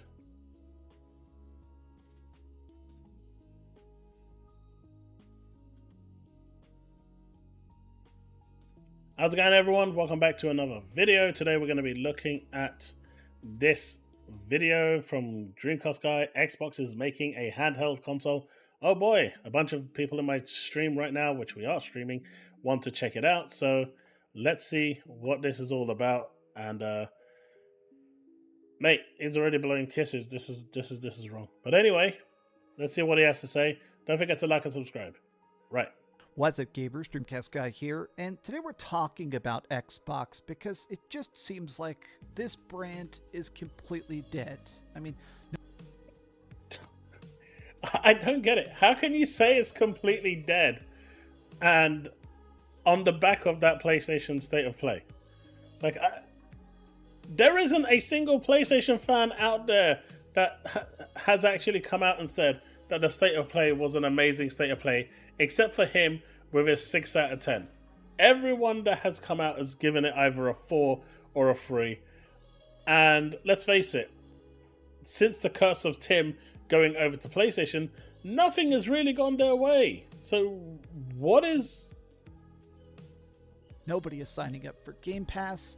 Microsoft isn't releasing games. And if you actually look at console sales... How does he know no one is signing up to Game Pass? Does he work for Microsoft? I mean, they're not telling us numbers. So how does he know? Just curious. I mean, the PlayStation 5 in some areas of the world is outselling the Xbox 5-1. So how can... Mate, it's 16,000 units! Jesus Christ! It's only 16,000 units! You guys are making it sound like they sold 10 million as opposed to 100,000. Can Xbox actually keep up? Like, how can this console ever become relevant again? Well, according to a new leak, I don't hate Xbox, guys. I want it to do better, guys. That's what he was saying, right? I don't hate Xbox. They're about to reveal a portable Xbox, a version of what sounds like essentially a Steam Deck. And something about this just seems so dumb, so late. But I want to talk about the leak because this just seems so bad. Why? I can't even fully believe it. Let's get into I mean, I can't believe you made this video, but anyway. it. Hi, I hope you're having a great day. If you could, please give this video a like and subscribe if you have not Because apparently he needs to pay his bills, right? already. Now, let me begin by saying that if this comes out and it is great, I will very much take the L. I guess my big He will never, ever, ever, ever, ever take the L. He keeps saying it, and that's his get out of jail free card. There is no L. If this comes out and it's great, you are going to get absolutely slaughtered. There is no L to take. You're probably going to even protect your social accounts. Adversarial instant knee gut reaction to this is that it is a mistake because Xbox just does not have enough games. Like, why are you making a handheld? What? What? Doesn't have enough games? Are you for real? Are you for real? It doesn't have enough games. They've got over 10 games coming this year alone that are first party, and they have not enough games. Before you even have like 10 games out. It just seems like a very weird decision to make. So Microsoft is reportedly preparing to tease an Xbox handheld console and shadow drop a first-party game during the Xbox Game Showcase. Now, this is true achievements, and a lot of the replies are Xbox fanboys, and they seem pretty mixed, like a handheld would be cool, or let's see what the approach to this is. A lot of people, though, are saying that this is just the wrong time for a handheld Xbox. Now, where is this information coming from? It was one comment. Literally one comment, but it's a lot of people, folks. One comment is a lot of people. Didn't even back it up with a lot of comments. Like, at least show us the other comments that you're talking about, not just cherry pick the one comment that says it's bad. And I didn't even get to read what else it was actually saying there. It could have actually been positive, but he actually quickly went through. So there is this leaker over on YouTube. He only speaks Spanish, but people have been translating his videos, and apparently his stuff is actually pretty legit. He's done a lot of Xbox leaks in the past. His name is Extras, spelled with a 1. Apparently his content is good, but I don't speak a lot of Spanish, so I can't exactly watch it for myself. But he said that apparently they're going to tease a portable Xbox specifically on Sunday during the Xbox Game Showcase. Now, this is wild because he doesn't say more than that. We don't know if this is going to be a streaming device like the PlayStation Portable, or if this is actually going to be something where you can install. No. The PlayStation Portal is a remote play device. It is not a streaming device. It is different. You can't play PSN on there. You can't use it to play xCloud or, GeForce Now or anything else. It's literally a remote play device. Get it right. All games and play it directly, but this isn't the biggest shock. Other leakers like Jez Corden and I think some other people have talked about the idea of this, along with Xbox boss Phil Spencer has repeatedly said publicly that he loves the idea of a handheld system. So that's cool, but the other part of this is the weird talk of a shadow drop. Now, some people seem to not know that term, but it's where you announce a game and then immediately release it. So it means that some game we don't know about is going to be shown and released simultaneously. So I'm probably going to play that if it's actually good. But to me, even that sounds like a negative. The last... Why is it a negative? I mean, the game is obviously Towerborn, right? It can't be anything else. It has to be Towerborn. But why is it a negative for them to drop a game at the event? I mean, back a few years back during, the great heights of E3 when they used to do it, everyone loved it, right? So why is it bad now? I guess it's just Xbox bad, right? Time they did this was Hi-Fi Rush, which ended up being great, and then they immediately shut down the studio. So fuck off. At least get the facts right. It was a year. And less realistic, I think it was 80% of people that played the game didn't get past the 3rd level. So clearly it wasn't liked by people on Xbox. It went over to PC and it had 5,000 or 3,000 concurrent users. Then it went to PlayStation and had 1,000 concurrent users. Clearly no one liked the game. And I'm sorry for those of you that actually really like Tango, but they didn't exactly release any major hits back to back. Ghostwire Tokyo was a massive flop. Evil Within had a cult following, but it didn't move the needle. And after the dude left for Evil Within, that lost its soul. Ghostwire Tokyo tried its best, wasn't reviewed greatly, wasn't received greatly, even as a PlayStation exclusive. And Hi-Fi Rush, no one wanted it. For all the awards it won through the media, the one time a game actually does well and no one on any platform actually wants to play it. And it was a year later. I mean, at this point, when Xbox shadow drops stuff, it's because they themselves don't believe it. Like, if you cared, you'd hype it up. You'd be paying for commercials and Incorrect again. The reason why Hi-Fi Rush was actually shadow dropped, and this is actually a fact, by the way, is because they delayed the game so long for release because of the acquisition of ZeniMax that they eventually just decided that they just wanted to release it and then gave it out. The game was actually ready for release 6 months prior, but because of the acquisition of ZeniMax, they couldn't do it. So once the acquisition of ZeniMax went through and everything was finalized and all the paperwork was done, then came the Xbox showcase and they decided to do it there and just dropped it because they felt like that was the game was delayed for so long, they just needed to get it out at this point to get it to people. It was an unfortunate circumstance of events that led to the way Hi-Fi Rush was actually released, but if you actually go and read the articles, it's very well documented that the game was ready 6 months or even further away in terms of duration, in terms of it being ready. So it was just unfortunate that at the time the acquisition was going through, so ZeniMax couldn't really drop any new games, and Microsoft wanted everything to be pretty much held off for the time being until the deal went through, everything was signed off, and then they could drop it. marketing and live action trailers and stuff like you did with Halo back in the day. Now, I wanted to actually do this because I have been looking at a bunch of tweets. There's a bunch of reactions to this, and a lot of people's initial call to this is that it just seems like Xbox is in such a low place where nobody is excited, nobody is interested. Like, Xbox used to be one of the biggest names in gaming, and even if they do this completely right, let's actually have a wish list. I found this, and I actually think this is completely right. If the Xbox handheld is actually high quality, if it has a good OLED screen, a good battery life, Xbox style controller that I'm not as tied to, I'll play with any controller. This is the biggest thing. Built-in Game Pass. Of course, that has to be a thing. Currently, if you want to use Xbox Game Pass on your Steam Deck, it is a real pain. Right now, it's possible to put emulators and Blizzard Launcher. You can put anything on a Steam Deck. It is technically a microcomputer.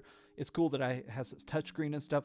I love my Steam Deck more than anything, but the fact that it is so difficult to put stuff besides Steam games on this, it's one of those things where I hope that built-in, having a dedicated OS UI, so basically having a standard operating system and a special UI specifically to integrate Xbox stuff, that would be cool. This, though, under $700. That is an astronomical cost. Like, a standard Xbox is $500.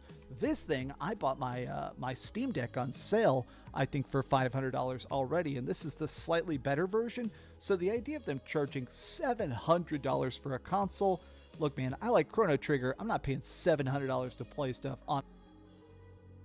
How much is the Steam Deck in the US? In the UK, it's £529 for the top, $569 for the top end model. So Microsoft would need to price it based around that. The cheapest one is $350 and the most expensive is $569. So if they want to compete with a Steam Deck, they'd have to price it around that price point. Now, the OLED would be nice, but if you've actually seen the screen on the Asus ROG Ally, it's actually really, really damn good.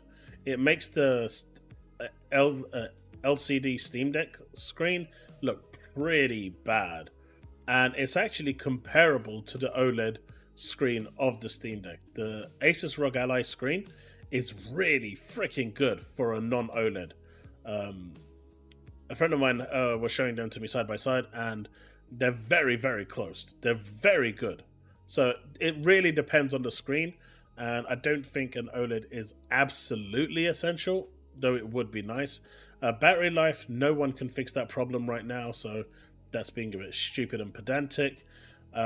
This would, I mean, I don't see why you need GOG support, but if it's going to be a Windows setup, you'll have anything. And more powerful than the Steam Deck, everything at this point is more powerful than the Steam Deck.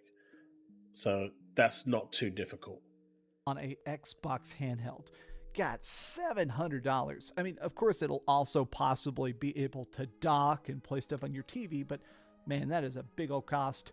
I hope the handheld is shown because I like handhelds and Xbox needs a win, but I really hope they're not repeating the mistake of shadow dropping something again. Yeah, shadow drops historically have not been a gigantic success for Xbox. Now, only Xbox though, right? Only Xbox. But he doesn't hate Xbox. I just feel like people are so anti-Xbox. Sometimes people say, like, Max, you make so many videos saying that Microsoft is falling apart and the Xbox brand is dead and you're a Sony pony. Why do you spend so much time on this? I think it's just that look at the views on my anti-Xbox videos. I think that is a testament to the fact that there is just such a baseline negativity around Xbox, even random accounts. I mean, he literally just admitted it there, right, chat? He literally just admitted it there.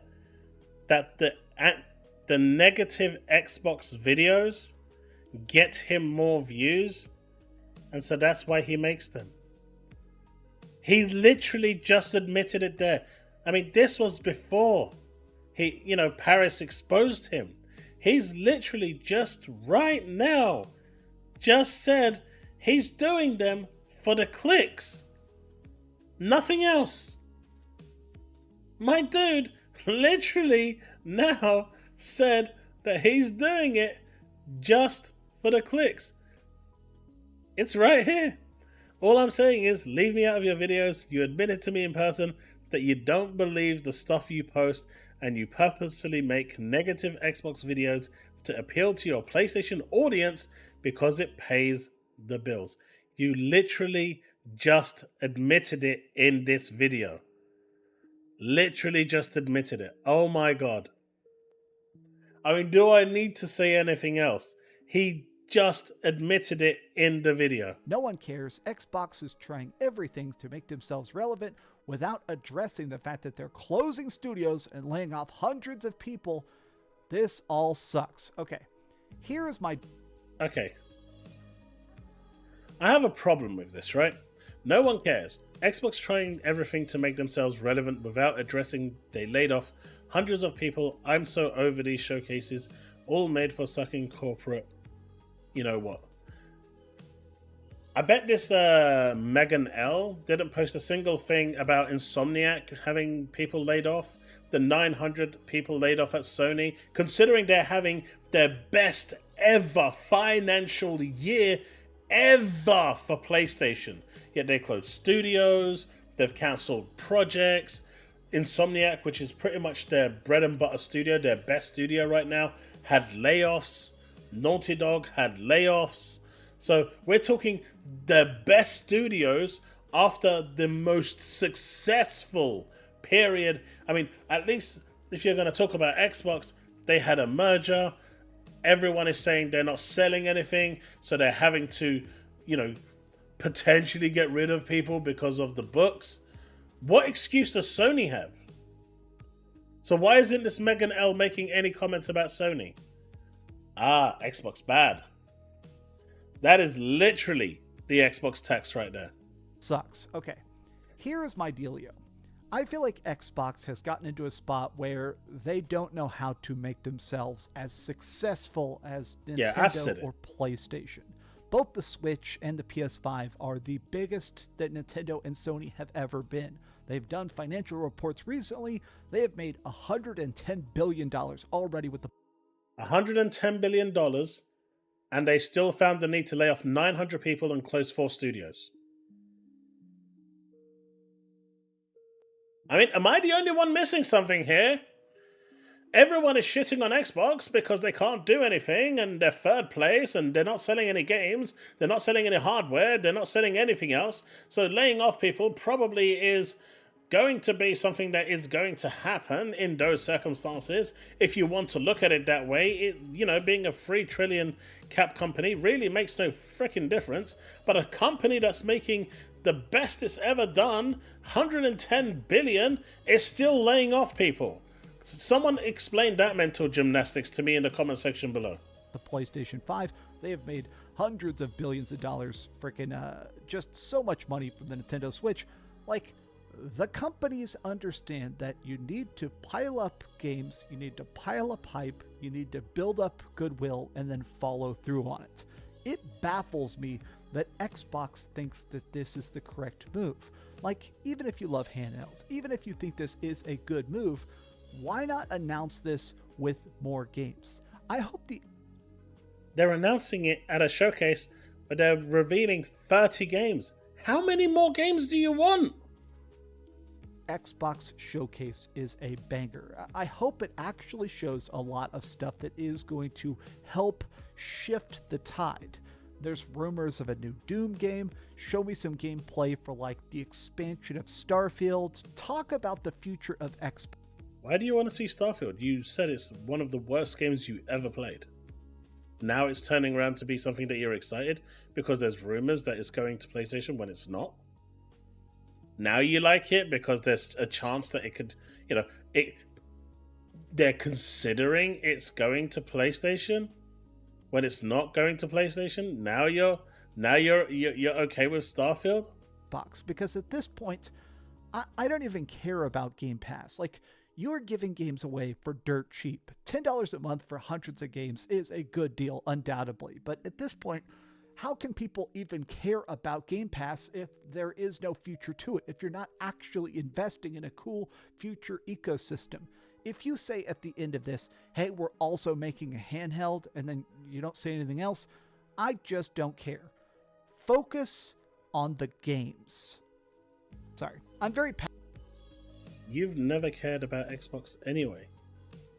So if PlayStation announces a PS5 Pro, are you still not going to care? Because they've got no games this year in terms of first-party games. So are you still not going to care, or are you going to circle jerk and start jacking off to that news? I'm actually genuinely curious about that one. Passionate about this because I am still annoyed. I think that PlayStation and Nintendo are doing so well. I have high hopes for the next Nintendo Switch. I have a little bit of hype for the PlayStation 5 Pro, but at this point, I just want Xbox to suck less.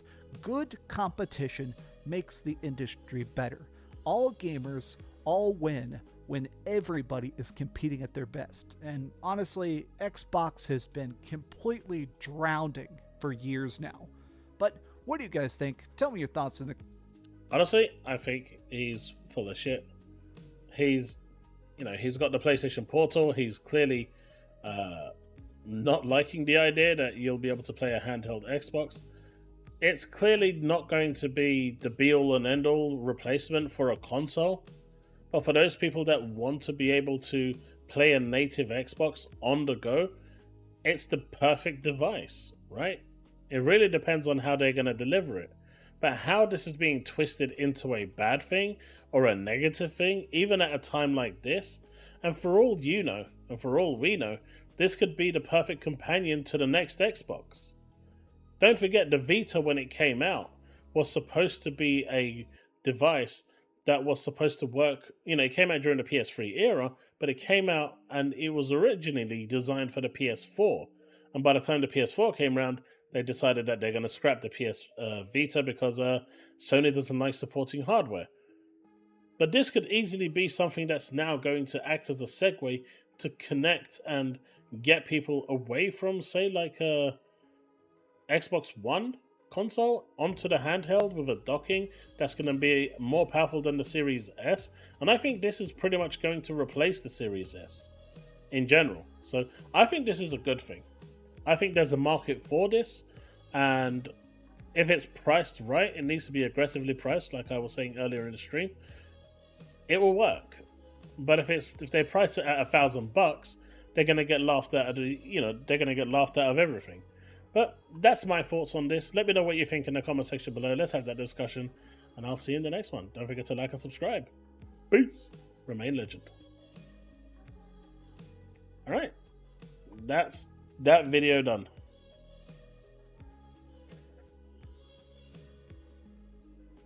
No more Dreamcast guys video.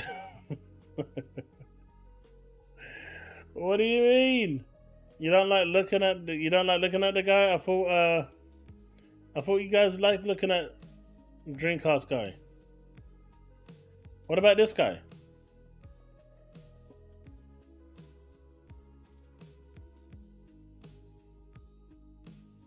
Devastated, that's the thing. The Series S, in my opinion, was a good idea, but I think its execution was just flawed. It needed more RAM to make it more accessible. And I think Microsoft will have learnt from that, right? And I think the Xbox handheld is like the perfect evolution for the Series S. To put it into like a handheld device, have a docking mode available for it as well. I mean, we can clearly see that the Nintendo Switch is quite big. Well, it's massive in Japan. People in Japan and in the Far East love to game on the go. And that's starting to kind of spill over to the West as well, where people are enjoying gaming on the go more than just sitting in front of a traditional TV and playing. Us old folk will always prefer our stationary setups. We're old enough to have bad backs for it. But the younger generation, they just want a game on the go. Take it upstairs to their bedrooms, wherever they want. It's yeah. My nose is bleeding. Just put it under a tap. I have it once for bleeding. Alright, I'll be there soon. You just keep speaking. Yeah. What you want to do is get some water on the tissue and just put it to soak it up. Or some sugar. Sugar glazes it. I'll be there soon. But yeah, I don't get it. Like the Series S had its problems, but the handheld could be really successful and be the next step up and be the companion to the next series console or whatever they're going to call it, and it'll work.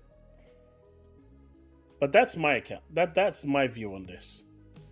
4 games and I was killed for saying more. Let's be honest. Also, Shinobi is ironclad. He knew about this before anyone. Xbox chooses to leak to him and a few select others. I think it's partially them still feeling things out and there being some tug and pull internally, and partially stuff getting lost in the weeds a bit, and it's just not time to announce.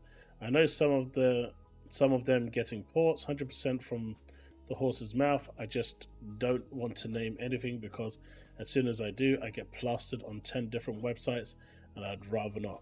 Timing may differ, but more is coming. But we already knew certain things were coming. But that doesn't mean the tentpole titles are going.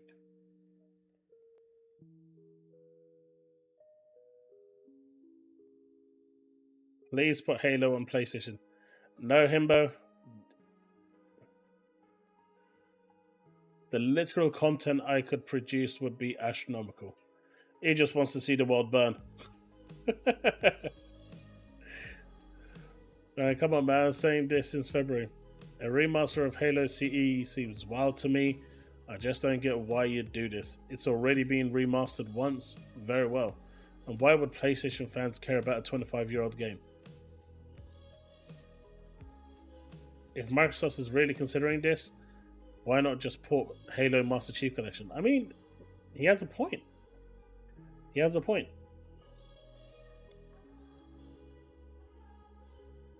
Unreal 5 is supposed to be what the next Xbox is, the next Halo is supposed to be on. Alex is not a journalist. He is a content creator that takes the piss out of fanboys. And he likes to make port reviews, which are quite cool. In terms of port reviews, it's, in terms of how it actually runs, accessibility and stuff like that. So, and he really, really likes Path of Exiles. Really likes Path of Exiles.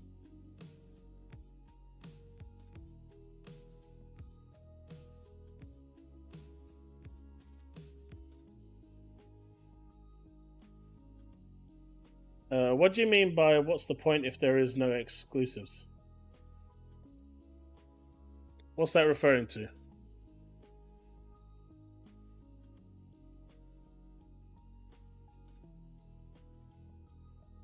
Look, I don't get why. I don't know. I feel like people have moved. Master Chief Collection already exists. Why would you want to buy a remastered version? The current version is really good. There's literally no need for this. Why sell Halo as a collection once when we can gradually resell the whole series?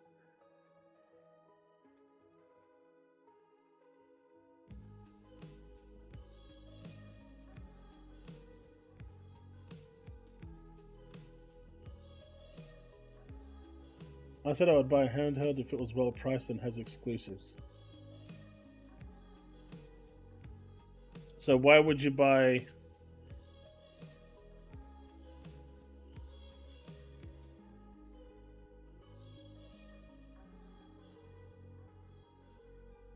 Why? What's the point? I mean, it really depends, right?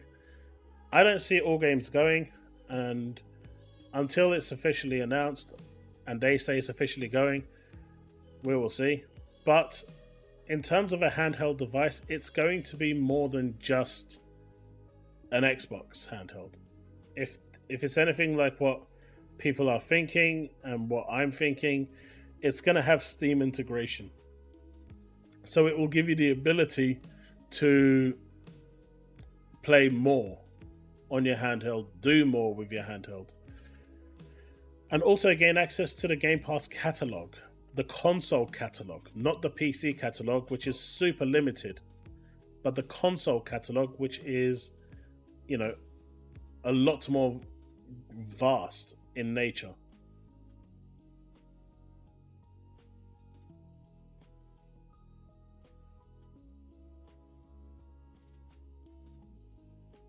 Good old engagement farming, pretty much. I mean, what did Matty Play say? Yeah. I mean, he's become a pony from a while ago. But that news from Shinobi, whether it's true or not, I don't think it is. Personally, but that's me.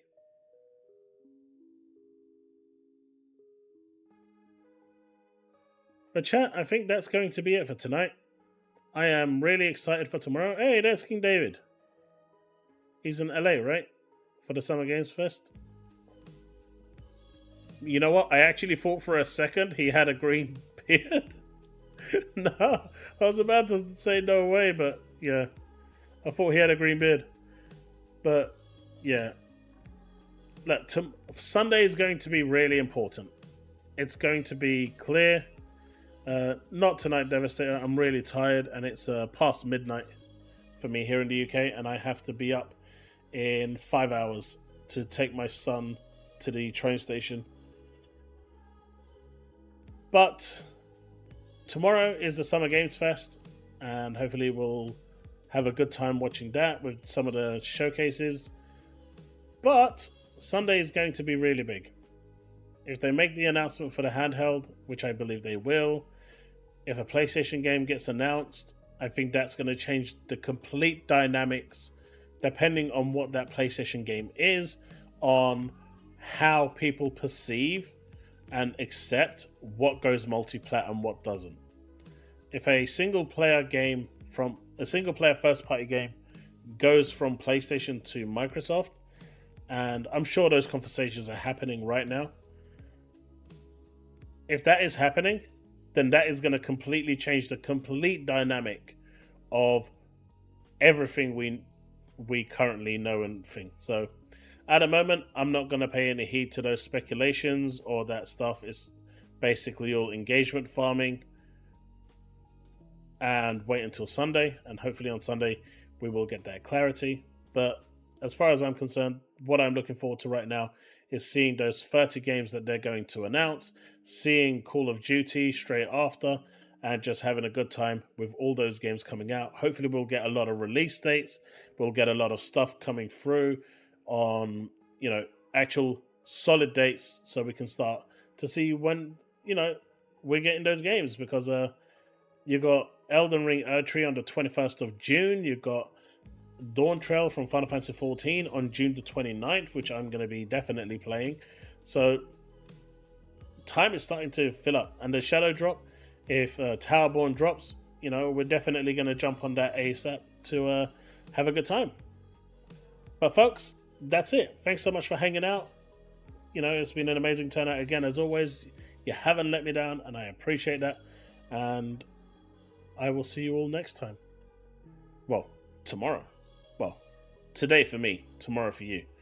I live in the future, and you like it. Right, folks. Peace out. Remain legend. Have a good night.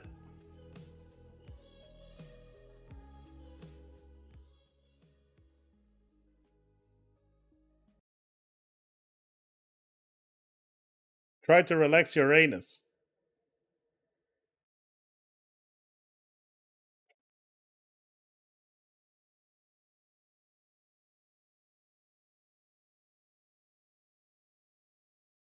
Towerborn first party? I don't think so. Towerborn is third party. It's an indie game, and it's one that is being...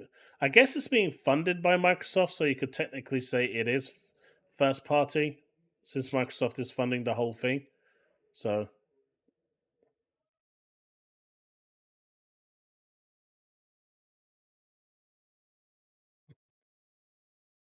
Hey, I'm good at impersonations. Anyway, folks, that's it. I'm out. Peace out.